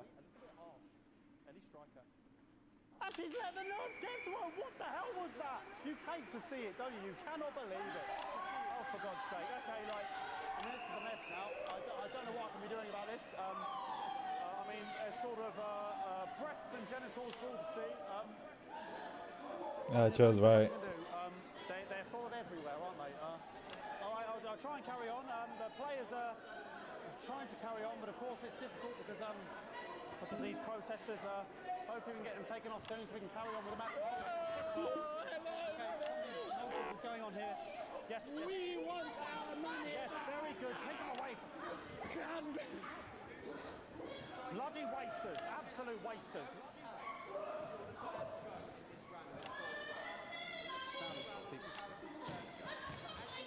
Oh, jog on! It's an absolute bloody... Okay, and now we're going to go into the final round. And of course, as it's a Tuesday, the final round is a mime round. Who could believe it? Who could believe it? Nice imaginary shot there from Harris. It really could go anywhere at this point. Really high-level play here from God, I'm sorry I'm not talking a lot.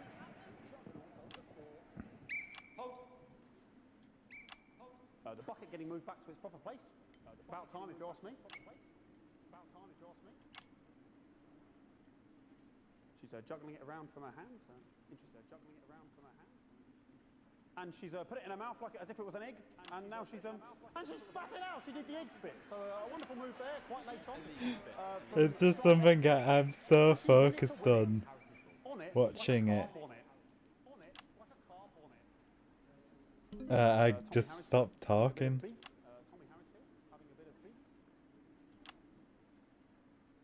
And he's peeling it as if it were a banana, which is an interesting move. Not sure if he hasn't had his potassium or what's going on today with him. And he's trying to... And the banana was the ball! What a fantastic move there from Harris. Unfortunately, that is the end. What a pathetic... There we go, Jeremy, that is over. How can he look his 8-year-old son in the face tonight? What a lump. We just have to wait for the referee now to announce it to make sure it is all official. Contestants in, please.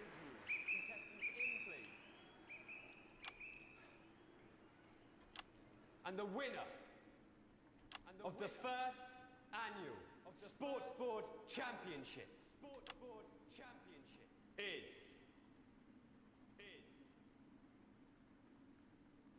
everyone! Okay, the ref has decreed once again a win for everyone, including me as my 15th win in the Sports Board Championship.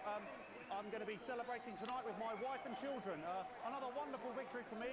Here come the on-site security to collect their medals, their 6th and 7th respectively. And thanks again for watching the Sports Board Championships. What more is there to say? I'm Patrick Bannon. Looking forward to celebrating tonight. And all that's left to say, Jeremy, is back to you in the studio. Patrick Bannon there had an extraordinary final. Historic Sports Board, Jeremy. I didn't know you were a fan. Yeah, I can wrench a doubler with the best of them, I'll have you know. I certainly wouldn't bet against you. When we come back, I'll be talking live with Prime Ministers Julia Salisbury and Peter Clement, who apparently have a big announcement you wouldn't want to miss. That's coming up after these messages. 1 minute back. Fucking microphone shocked me. What? Fucking microphone just shocked me. Where's that sound guy? Everything okay? Oh, the mics are just trying to kill us now, apparently. You're unshockable. I'm immune to your cheap flattery. I'm wearing you down. Boozman again. Just heard from the chaps in maintenance that this storm is causing the odd power surge. Some of your controls might be a bit dangerous. Now, I know you're tough and you can take the odd shock for the sake of a perfect news broadcast, but too many in quick succession can stop the old ticker. I'm sure you'll make the right decision. Oh God, I've just remembered what this section is. Seems to have sprung a leak. Well, several, actually. We're going to need a whole new lining up there. Triple soup, We'll look into it, Minister. It's so good to see you again. Miss Wolf, your star seems to be in the ascendant. It's a great time to be alive. Too bloody right, Peter Clement. Megan Wolf. My, but that's a firm handshake you've got there. She's tougher than she looks. Am I here? Here, with Mr. Clement on your left. Right you are, pet. Is your seat damp? 10 seconds, everybody. No, mine's fine. Have you had a little accident? Cheeky cow. 5, 4, 3. Welcome back. I am delighted to be joined by Prime Ministers Julia Salisbury and Peter Clement. Welcome to the National Nightly News, Prime Minister. Oh, please, it's just Julia and Peter. We don't believe much in titles. It doesn't seem very advanced. We're delighted to be here. Well, firstly, I should ask how you feel about the graffiti that's been springing up across the capital. Should we be worried? Oh, no, you definitely shouldn't be worried. Well, not unless you've got a fatal paint allergy anyway. But yes, it does seem that there are still some people we haven't been able to help. You know, whinges mostly. People who've yet to benefit from the many advantages of the new future. And you know, Megan, as my old mum used to say, there are some pissants who just don't know how to be happy. We're working hard to reach these people, find out what they're angry about and how we can help.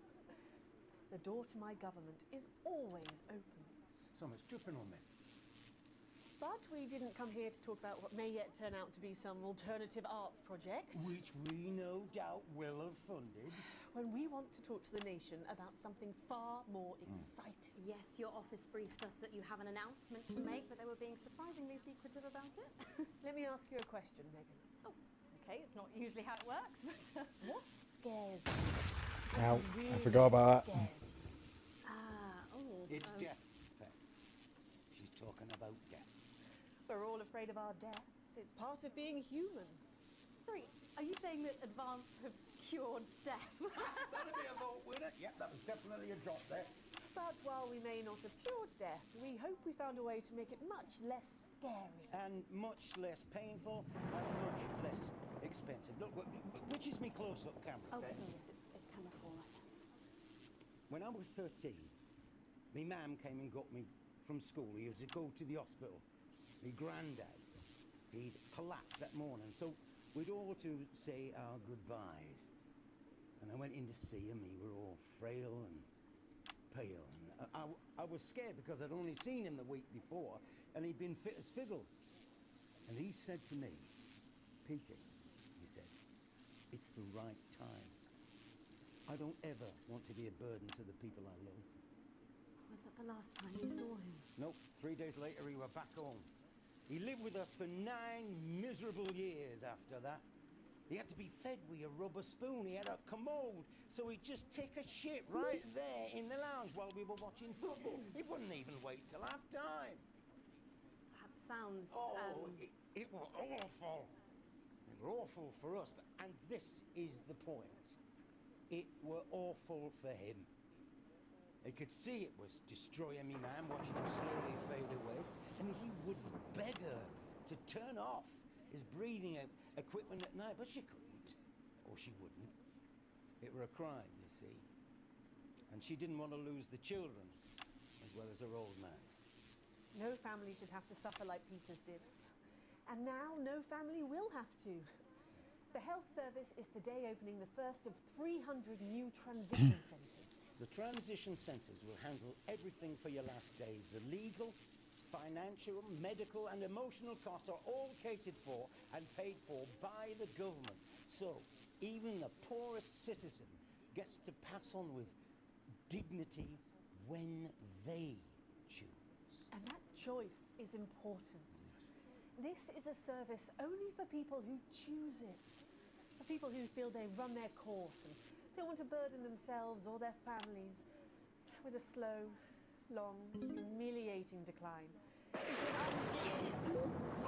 This microphone back has just given me an electric shock. Are you okay? I don't know. I think I fried my asshole. Oh, we're still on the air, Peter. No, yes. Sorry. My apologies. Oh. Are you not worried that this new system might be open to abuse? In what way? Sorry, I've got sacked again. Can I get a little bit of help here, please? That the older generation might feel somewhat... Jesus, a road face, fucker! That one was massive. Right, no, this bastard's coming off. The older generation might feel somewhat coerced. Coerced into spending their final days eating gourmet food and drinking fine wine and luxury spas and gardens. Look, I am perfectly capable of... my grandmother with a rusty twat! Prime Minister, please watch your language. For fuck's sake!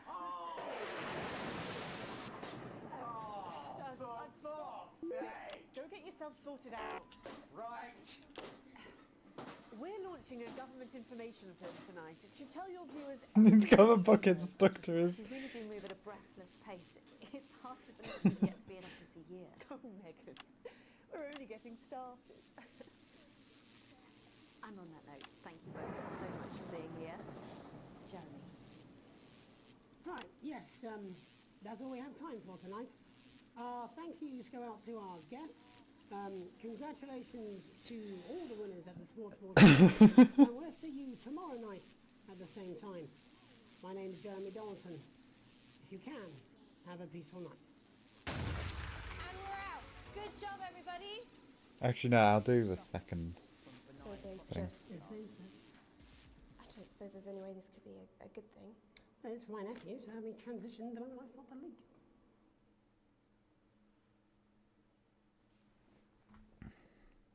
Oh god, that segment grid was awful. All of that podcast was awful. Received my wages. Things are looking up. Sometimes splurging. Yeah, my shares have gone up. Nice. Advance and Disrupt both like me. Alright, we're going to do this one because I love it. So this is the lockdown episode. It's an interesting one, to say the least.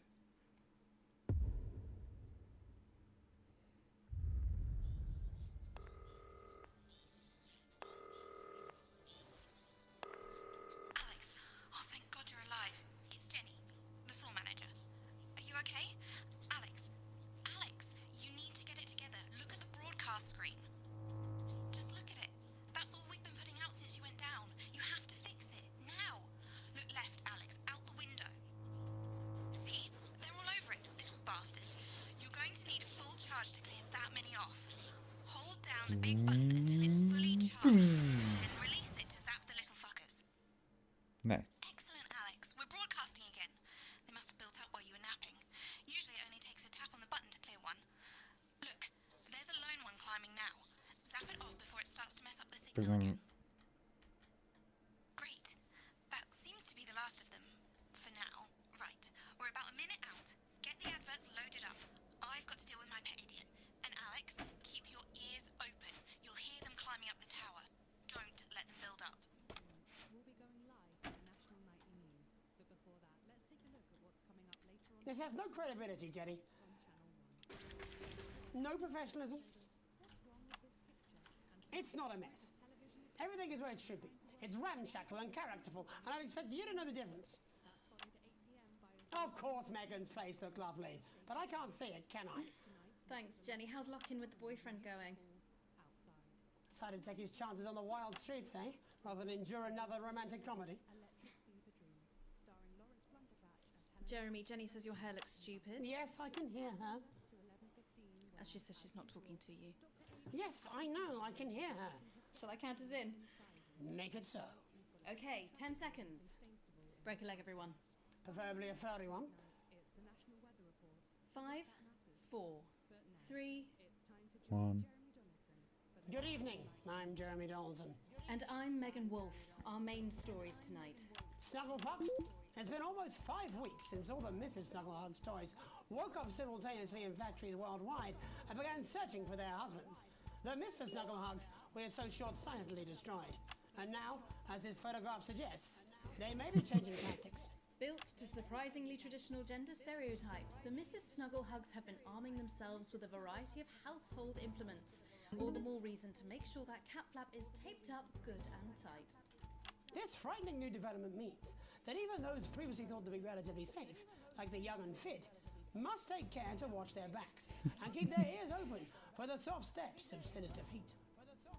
Going stir crazy, with no signs of Mrs. Snugglehug's batteries running out, and the government lockdown now in its 31st day, domestic relationships across the country. So this was filmed during COVID. Dramatic reports are beginning to emerge of uncharacteristically bold behaviour in homes across the country. And we're not talking about the model planes that occupy so much time in the Donaldson household. With dating options limited, many house sharers, in particular students, are Oh, finding B&G. solace in Hey. tenants they'd So this previously is rejected as not for unprofitable, broadcast. indulging in an activity that has become It's known as snuggle it's an hugging. amazing game, very British. Popular crustacean Johnny Hamsleeves is back in the news today. And this is the stuff they made during lockdown, Shows exactly how he's been because they were in the middle of filming the second That when episode. lockdown was announced, Johnny's long-term partner, Tiffany Lamour, was busy in the capital preparing her And new you can show, do, Chocolate Clit Box, you can for its show now some postponed hilarious grand opening. things. Let's hope the exhibits don't melt. Some of it can be quite serious. Usually, there's more serious bits mixed in with comedy. This episode is entirely comedy, The shape of things to come. based In off their the own version of a lockdowns. lockdown for more than 45 years now, the descendants of Doctors David Wong and Ingrid Svorsborg and Horgensvoord and their unfortunate team today managed to get a personal statement to the surface using flagellized imaging equipment. Many of the Svorsborg and Horgans brood, as they've come to be known, have certainly captured the public imagination. With a recent vote But yeah, this is not for broadcast. It's an FMV game. Great. Got tons of DLC. Svorsborg and Wongensford here with a little update from Dante's Taint. This year's going to be our biggest ever harvest and autumn's just 2 weeks away. Or at least that's what we think. There's no real day or night down here and all the clocks broke a long time ago. But if our calculations are right, we think that for you up there it is Wong's Day the 4012th of Jamboree, or as you call it, Pissmouth Day. Or possibly Boxing Day if we're a bit out, so... Are you graded on how you swap cameras and stuff at the end? Yeah. So at the end of each segment, See you in September. Helvetica out. It's hard to believe they've been down there so long now. at the end of each segment, you're rated. Jeremy, that's why goldfish are so stupid. That's right. And as anyone will tell you, the deeper the bowl, the thicker the goldfish. There's no denying the logic of that. Class war, a worrying turn today for the formerly rich as ever more. Yeah, and you can't move it too much. With the country becoming ever more hostile to the previously wealthy, those who managed to skip the country must be very grateful to the people who help them right now. This program has You can't switch your camera too much because it'll like be too quick, it'll set people off and you'll lose the ratings and things like that. Why not give them a hand in getting there? You have to censor whenever there's swear words. You have to change. It can get quite complicated later on. Advance HQ released a curious statement this afternoon. In the accompanying release, they asked us to stress that they have been listening. We're 100% doing Peter Clements. These are two UK Prime Ministers. On this show to contribute to the political climate. But let's not forget, how we behave in our home lives is what really matters. Let's hope it's not just me who filled out that questionnaire, Jeremy, or we're all in trouble. Let's play that statement. Evening. Apparently, we need to have a chat about playing by the rules. So, the other night I were at my local park for research purposes, and there were a bunch of lads having a kickabout without a care in the world. And not only did they refuse to let me join in, they wouldn't even let me have a swig of their white stripe. Laughing and joking they were, like there weren't a national crisis on, until one of them little pink demons followed them home and kicked the shit out of their nan. So, I've got two things to say to you young, fit folk. One, stay at home. It's not for you, it's to protect your Aunt Mabel and Bill next door. And two, always share your booze with your Prime Minister. As my old man used to say, there's only two type of folk. Them who will help you across the road with the shopping, and them who will kick you in the fanny and nick your macaroni. So don't... Nick your macaroni! Stay at home. Have a brandy.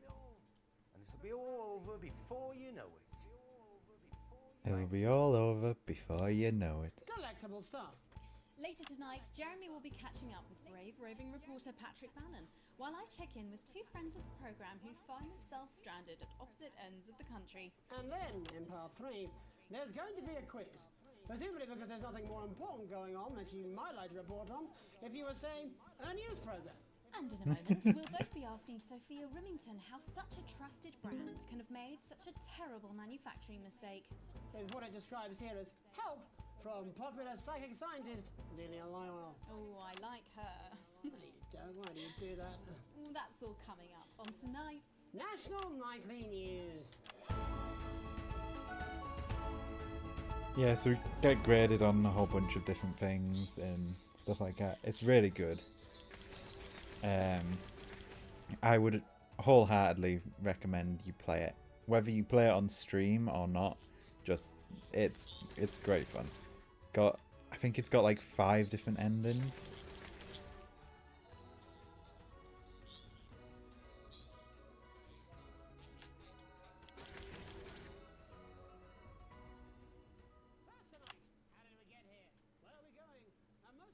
Joining us from her ranch in Arlingsfield, Milkirky, is the CEO of Rimington's Fist, internationally respected business Svengali, Sophia Rimington. Thank you for having me, Megan. I'm a huge fan of your work.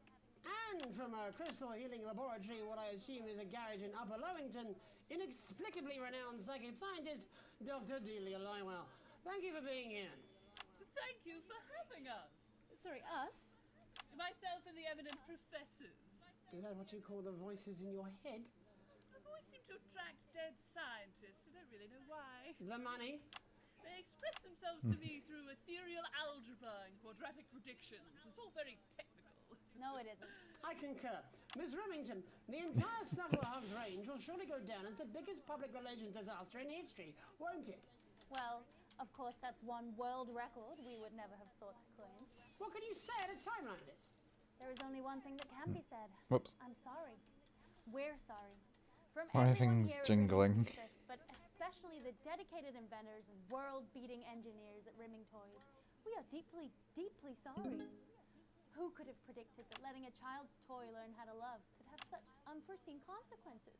Mary Shelley? Oh, we see you, Sophia Rimington. You are preening by a metal vessel, and where you venture, you will see neither land nor sky. Is that supposed to be the future? Only the past is concrete. I remember being a child in my grandpa's workshop when he made the first dancing hangman toy. He put it by my bed, and when I couldn't sleep, I'd wind it up and let it go, and I'd watch that happy little executioner wiggle and wave his tiny noose and dance before my eyes. Grandpa sold thousands of them, on the quiet, obviously. And he used the money he made to found Rimming Toys, which is now just one small part of the global supermassive megacore that is Rimington's Fist. Sadly, we lost Grandpappy along the way. He died in a fire at the preschool tobacco factory, another one of his pet projects. But we never lost his spirit of invention. Yes, I'm not entirely certain what your grandfather's offensive toys have to do with the current predicament. The spirit of invention, Mr. Donaldson. The passion to create, to problem solve. And that is why I'm here today, to tell you about You wouldn't believe it, but I was supposed to do this sort of thing as a job. I'm not very good at it. We said science! Science!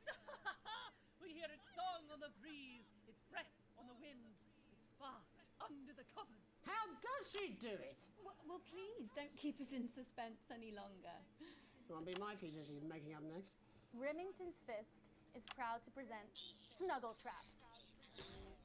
Safety and security in these dangerous times. Why have they got the faces on them? Contains 8 devices, all guaranteed to stop a missing snuggle hug in its tracks. That's enough for a small lawn or 4 window boxes. And you want to know the best thing? They're only $129.99 a box. Now that is affordable peace of mind. We see you, Jeremy Donaldson. Not now, honey, I'm mid-pitch. The best thing about Snuggle Traps is they're powered by next-generation Flardinium batteries. So, however long the enemy lasts, these traps will outlast them. We see you, Mr. Donaldson. You are screaming and yelling. Your friends are crying.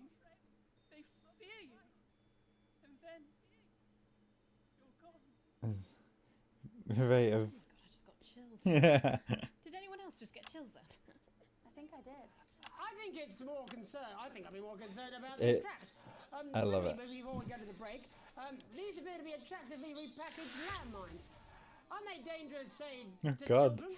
Oh, hell yeah. Landmines. These are not toys, but they're explosive explosive fun. Sophia Remington, Dr. Delia Lywell, thank you for joining us. When we come back, we'll be taking a look at the situation across the country tonight. 4 Don't seconds. go away. We'll be back after these bandages. Was that all right? Oh god, I just noticed it in the background. She seems very nice, that young Miss Remington. I think she'd make an interesting dinner guest. Do you think so? I think I'd rather spend Through the lens of this camera to say. Here's Neil and his amazing ads. You want crazy? We got crazy. Crazy deal. You're not gonna believe this, but I've decided to come home. Listen, I'll call you back in the next break and we can talk about how I get me job back. Cheers, Alex. See you, mate. Oh yeah, we're an ex-cleaner, so this technically isn't even our job. Like a dog for only $22.99 a month. This is a deal with Neil appeal. As the astronaut once said to me, I had a mission. Sometimes you're the alien. Oh god. Hey, no, Jenny. You're not backing out on me now. We're in this together. What's going on? Look at him. Take the cake. You're on the balloons. I've got no idea how old he is. 40? 17? Yeah. Okay, coming back. In 5, 4, 3. Welcome back to the National Nightly News. I'm Megan. Now it's time to take a trip around the country to hear how the lockdown might impact the nation from some friendly faces. Joining me are respected academic Katie Brightman and author of Alan James's Kites, Alan James. Thank you for joining me. It's a pleasure. Thanks for having me, Megan. Thanks, Megan. It really is a pleasure, Katie. I enjoyed our What's happening when I'm looking out a window? So, I wish I could say the same. So first off, how are you coping? so at the moment, the lockdown. Like many people, I'm going to turn that down for a sec. The lockdown is caused by toys going crazy, and they keep climbing up this radio tower. And I overslept, and as you can imagine, I've been here ever since. But there are certainly people much worse off than me. Exactly. My tour has been cancelled indefinitely, and I've had to refund every single And yeah, so instead of a disease, it's toys that have gone like mental, sort of like a zombie apocalypse type thing. The crisis claims yet another victim. So, this is just a reminder that my book, Alan James is Right, is now available in paperback.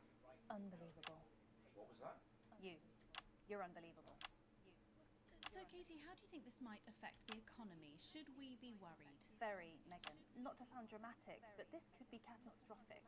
Unemployment has skyrocketed, and frankly, it will be a miracle if a lot of businesses can survive this. There you go, scaremongering. Yeah, so we're zapping bears off our thing so it doesn't interrupt the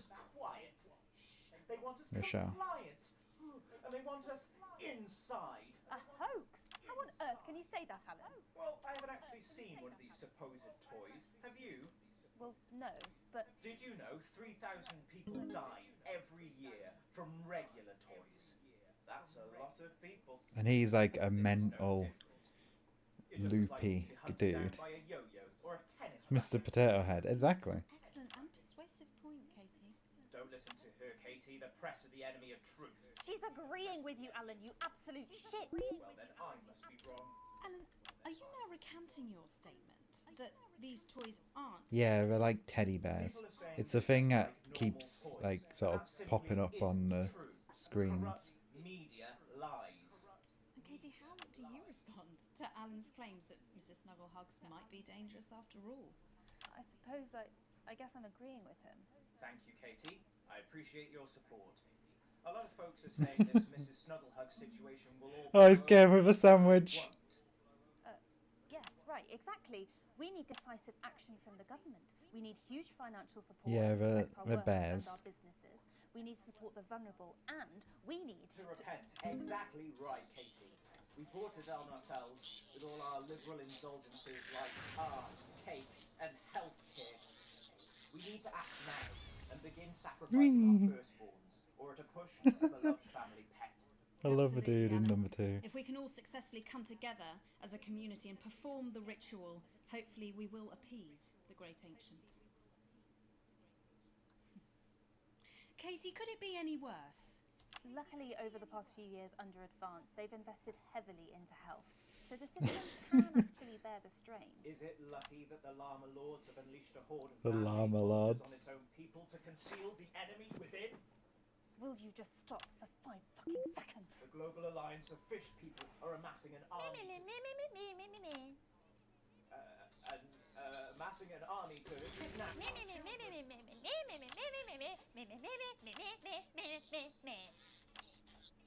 That's you.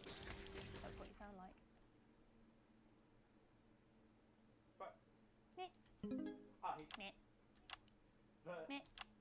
Meh. I don't sound like that.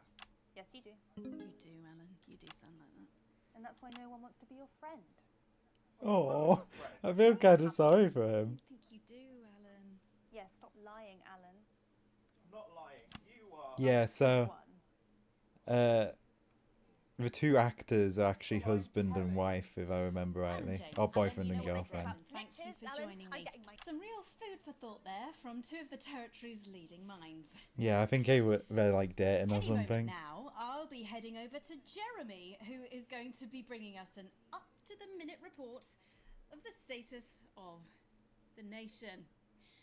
Over to you, Jeremy. Thank you for what I'm sure was a reasonable debate, which really contributed to the national conversation.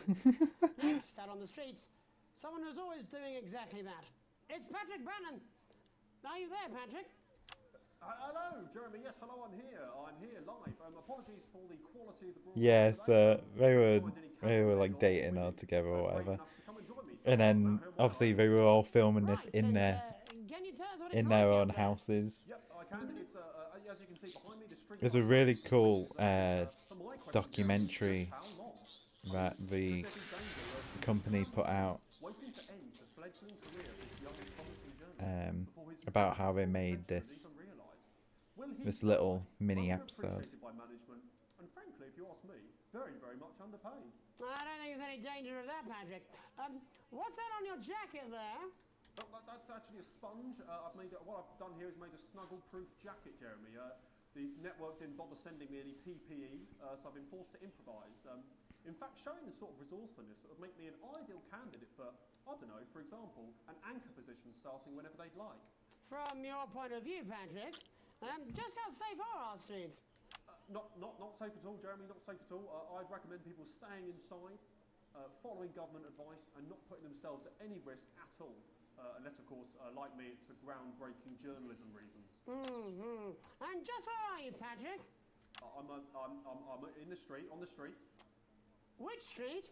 I think I'm struggling to hear you, actually, Jeremy, there. Which street? Which street are you on? Oh, which street am I on?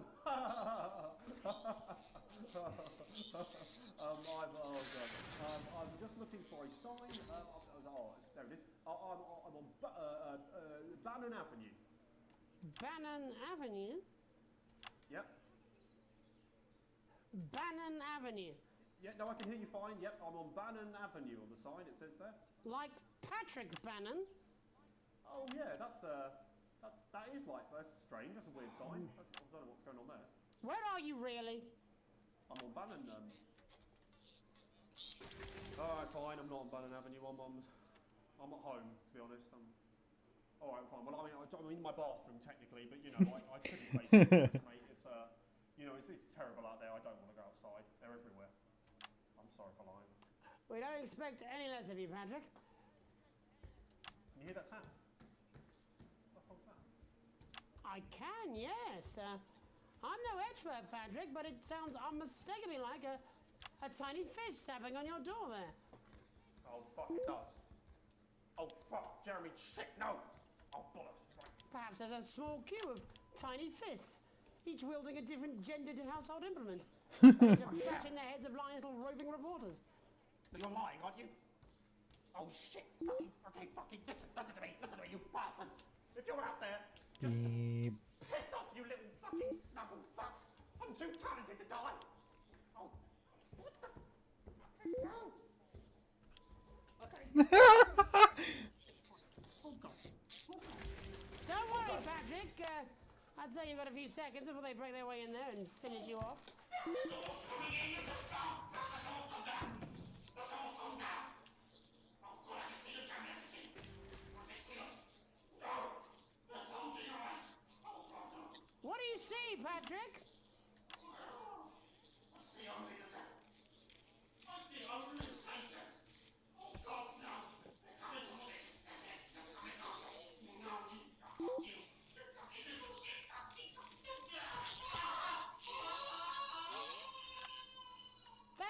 hat-trick for that report, showing the nation, and more importantly management, just where you belong.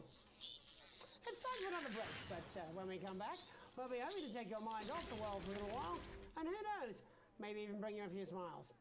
Join us after this. You're damn right. Oh, it broke into my Yeah, house. delivered. Oh, Yes, what's happened to the his son? Bannon Avenue.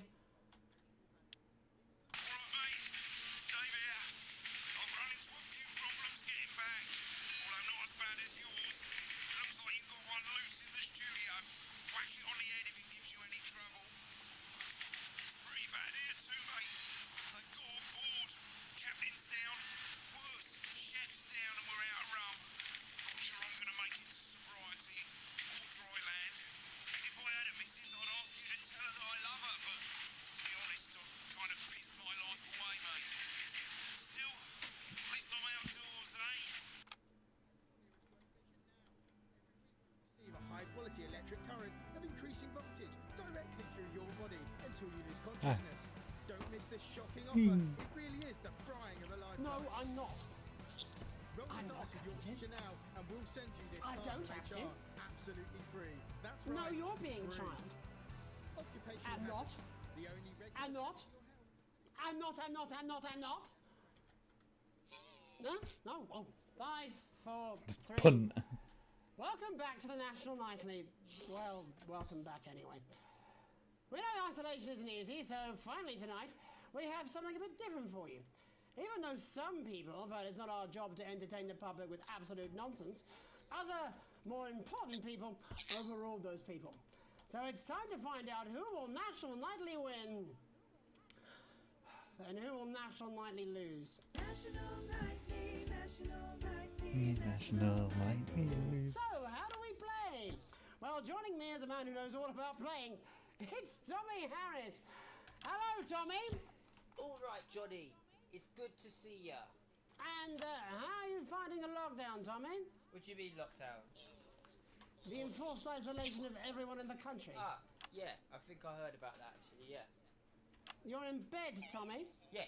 You I just realised this is the bed that they edited into So, why don't you tell us how the game is played? that picture earlier. Simple, Jeremy, you sausage. I'm gonna ask contestants from around the territory 3 questions about what else? Yours truly. And those people are gonna get a chance to win a very special prize. And what are they playing for, Tommy? Drum roll, please.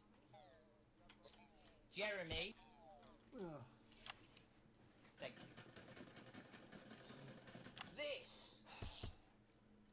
I'm gonna have to tap out and sleep, but this looks like a really fun game. If you haven't seen it, check out The Day Today Oh, well then, what a fantastic and prize. Brass Eye for some old satirical news comedy. In a lifetime prize. If you haven't, check out Contradiction I believe we have and Angie on the line. How do you feel about winning this man's old pants, Angie? what's the word? Poen Monroe and whatever accompanying game was for that. Well, you've said it now, haven't you? Oh, Angie, I love you. In a way. Tell us about yourself, Angie. Well, what can I say? My name is Angie. Always has been. I'm a human woman, and my dental hygiene has been described as acceptable. Brilliant! Right, well, shall we get this shambles underway? Absolutely, John. Can I get 30 seconds on the clock, please? We haven't got a clock. Yeah, I did ask for a clock. So, Well, why don't you start, and I'll stop you when it inevitably becomes unbearable to watch. I love it. All right, here we go. Time starts. No, now. Question 1. When is my birthday? The 13th of August at 7:19 a.m. That is absolutely correct. Question 2. Yeah, there's a game that it's like a spin-off from. Praline 4. I can't remember her name, but it's really good. Angie dear, what is my star See you sign? later. Hope you have a nice night. You were born outside of the human understanding of the cosmos. Unbelievable. That is correct. Stop the clock.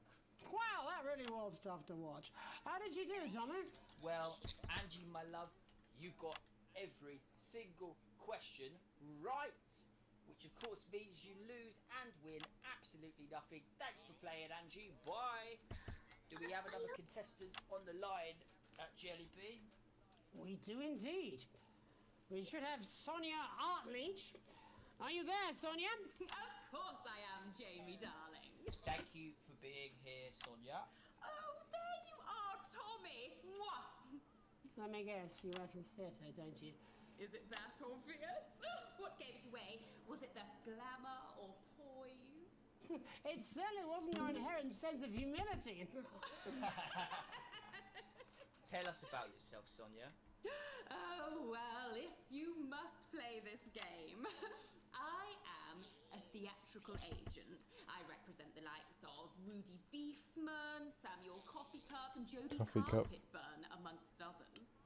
And how's the lockdown affected you, Sonia? Well, they may have closed the theatres, shut the studios, and boarded the cinemas, but they won't get me that easily. How are you managing without any work? Due to a savvy clause in all of my artist contracts, I am able to claim my 15% from their unemployment benefit. Wow, that certainly is sharp. Standard stuff, standard stuff. And can I ask, where are you speaking to us from? Well, I work from home, you know, to keep costs down. And who's this? Oh, well, you know, when they gave the order, I was actually mid-meeting with a client, so we've been isolated together. No fucking way! What the fucking fuck? Is that Tommy Harris? I'm a huge fan. Can I just tell you how bloody brilliant you are? Actually, Jeff, we're about to play a game, aren't we, Tommy? We've got time, we've got time. Well, if it's not too bold, I think I am in love with you, Mr. Harris. No, it's not too bold. That's all right, don't worry. Hey, I'd love to show you some of my stuff. I've been working on some new shit. Well, at least you're already aware. During lockdown, we've been workshopping some of Jeff's ideas for much younger children, haven't we? People still let you near their children, do they? Yeah, that's right. Yeah. I've been developing some shows for younger children. Well, we'd love to see it, wouldn't we, Gerbil? Absolutely dying to. Right, so, what do kids love? Timely child support payments from their absent fathers. Shallow and overproduced musical numbers? That's right. Animals! So, I'm trying to address the things that kids need to know, but I forgot. You're missing the best part now if you've gone. I think, yes. I think so, yes. Jeff's one of my best clients, aren't you? I am, yeah.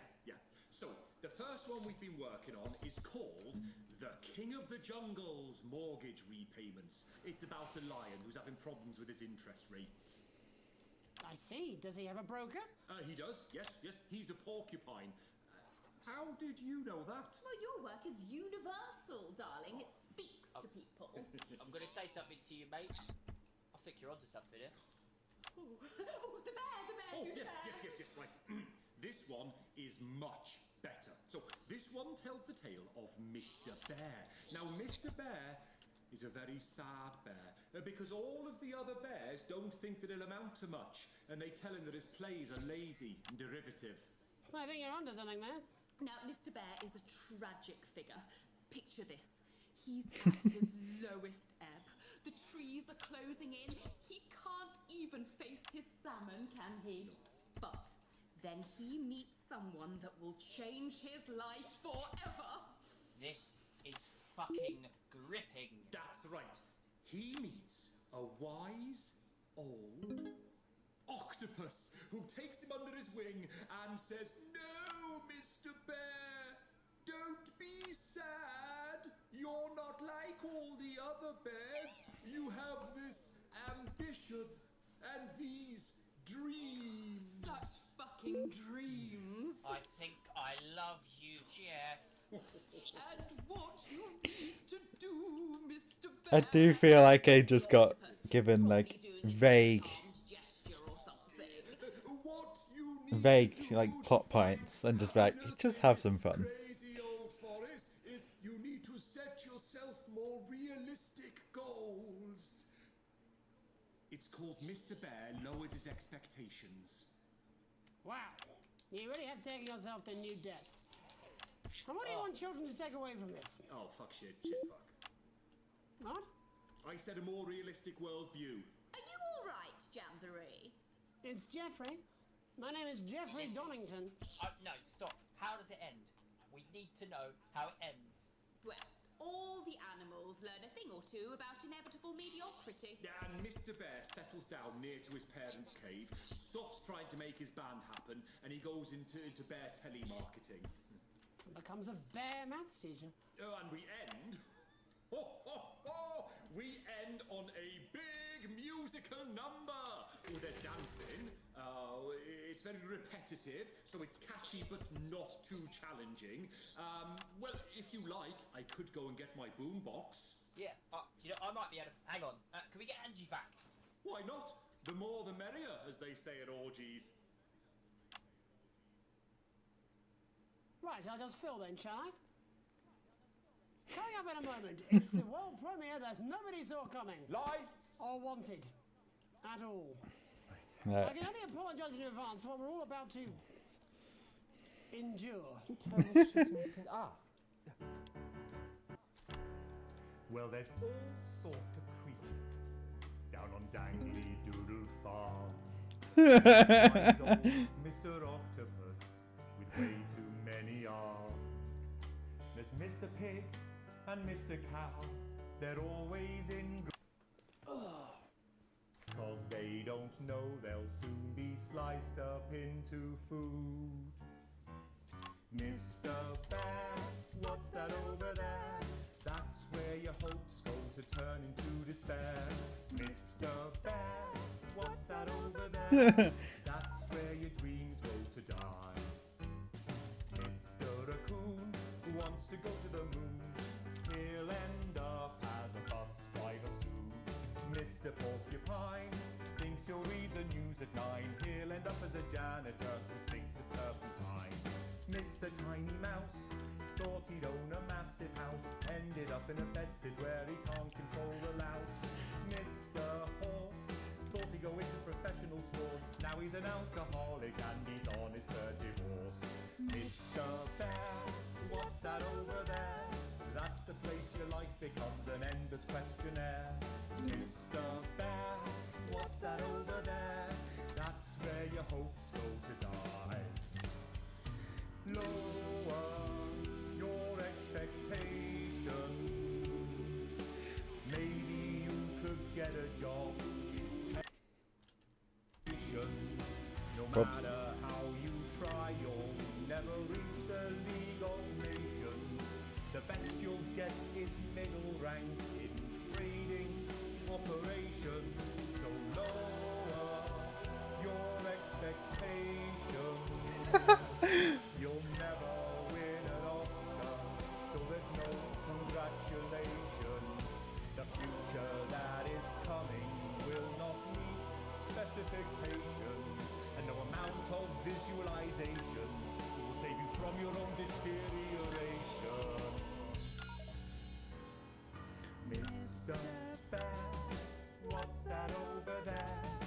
That's a tramp who thought he'd be a multi-millionaire. Mr. Bear, what's that over there? That's where self-esteem goes to die. Mr. Bear, what's that over there? That's the disappointment that is waiting everywhere. Mr. Bear, what's that over there? That's where your schemes go to die. That's where your dreams go to die. That's where dreams go to die. Thanks all for what I'm sure is bound to be a children's entertainment. But now, let's see how it's really done.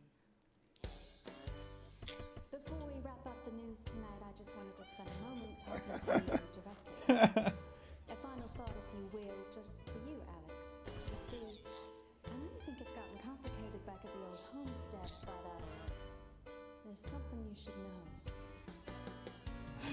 You like to think you've got the family rule, the feelings have cooled, and you're just ridiculed. You think you're even-handed, but there's nobody fooled. You clearly love your daughter, to think you've got it under control. Well, if that was your goal, you better re-roll. Even just this one chapter has like 5 different endings based on like what you've done in the main story.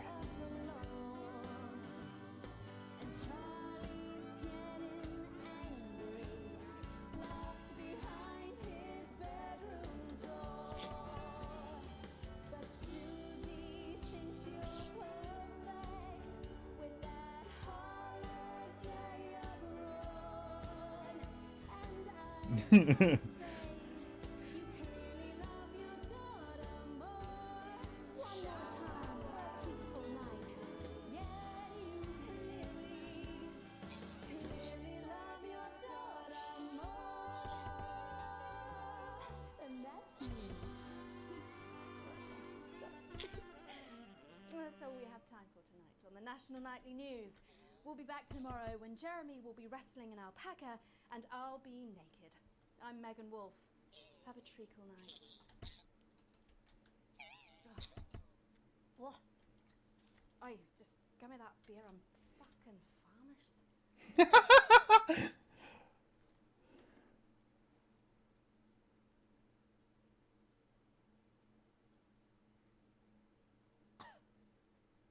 What is that piss?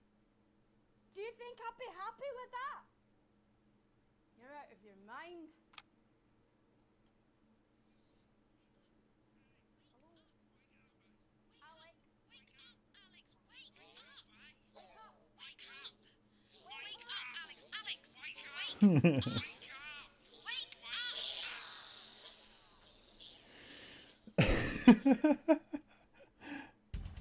Oh, Jesus. Well, I hope people enjoyed that. We did not bad. Let's save and quit.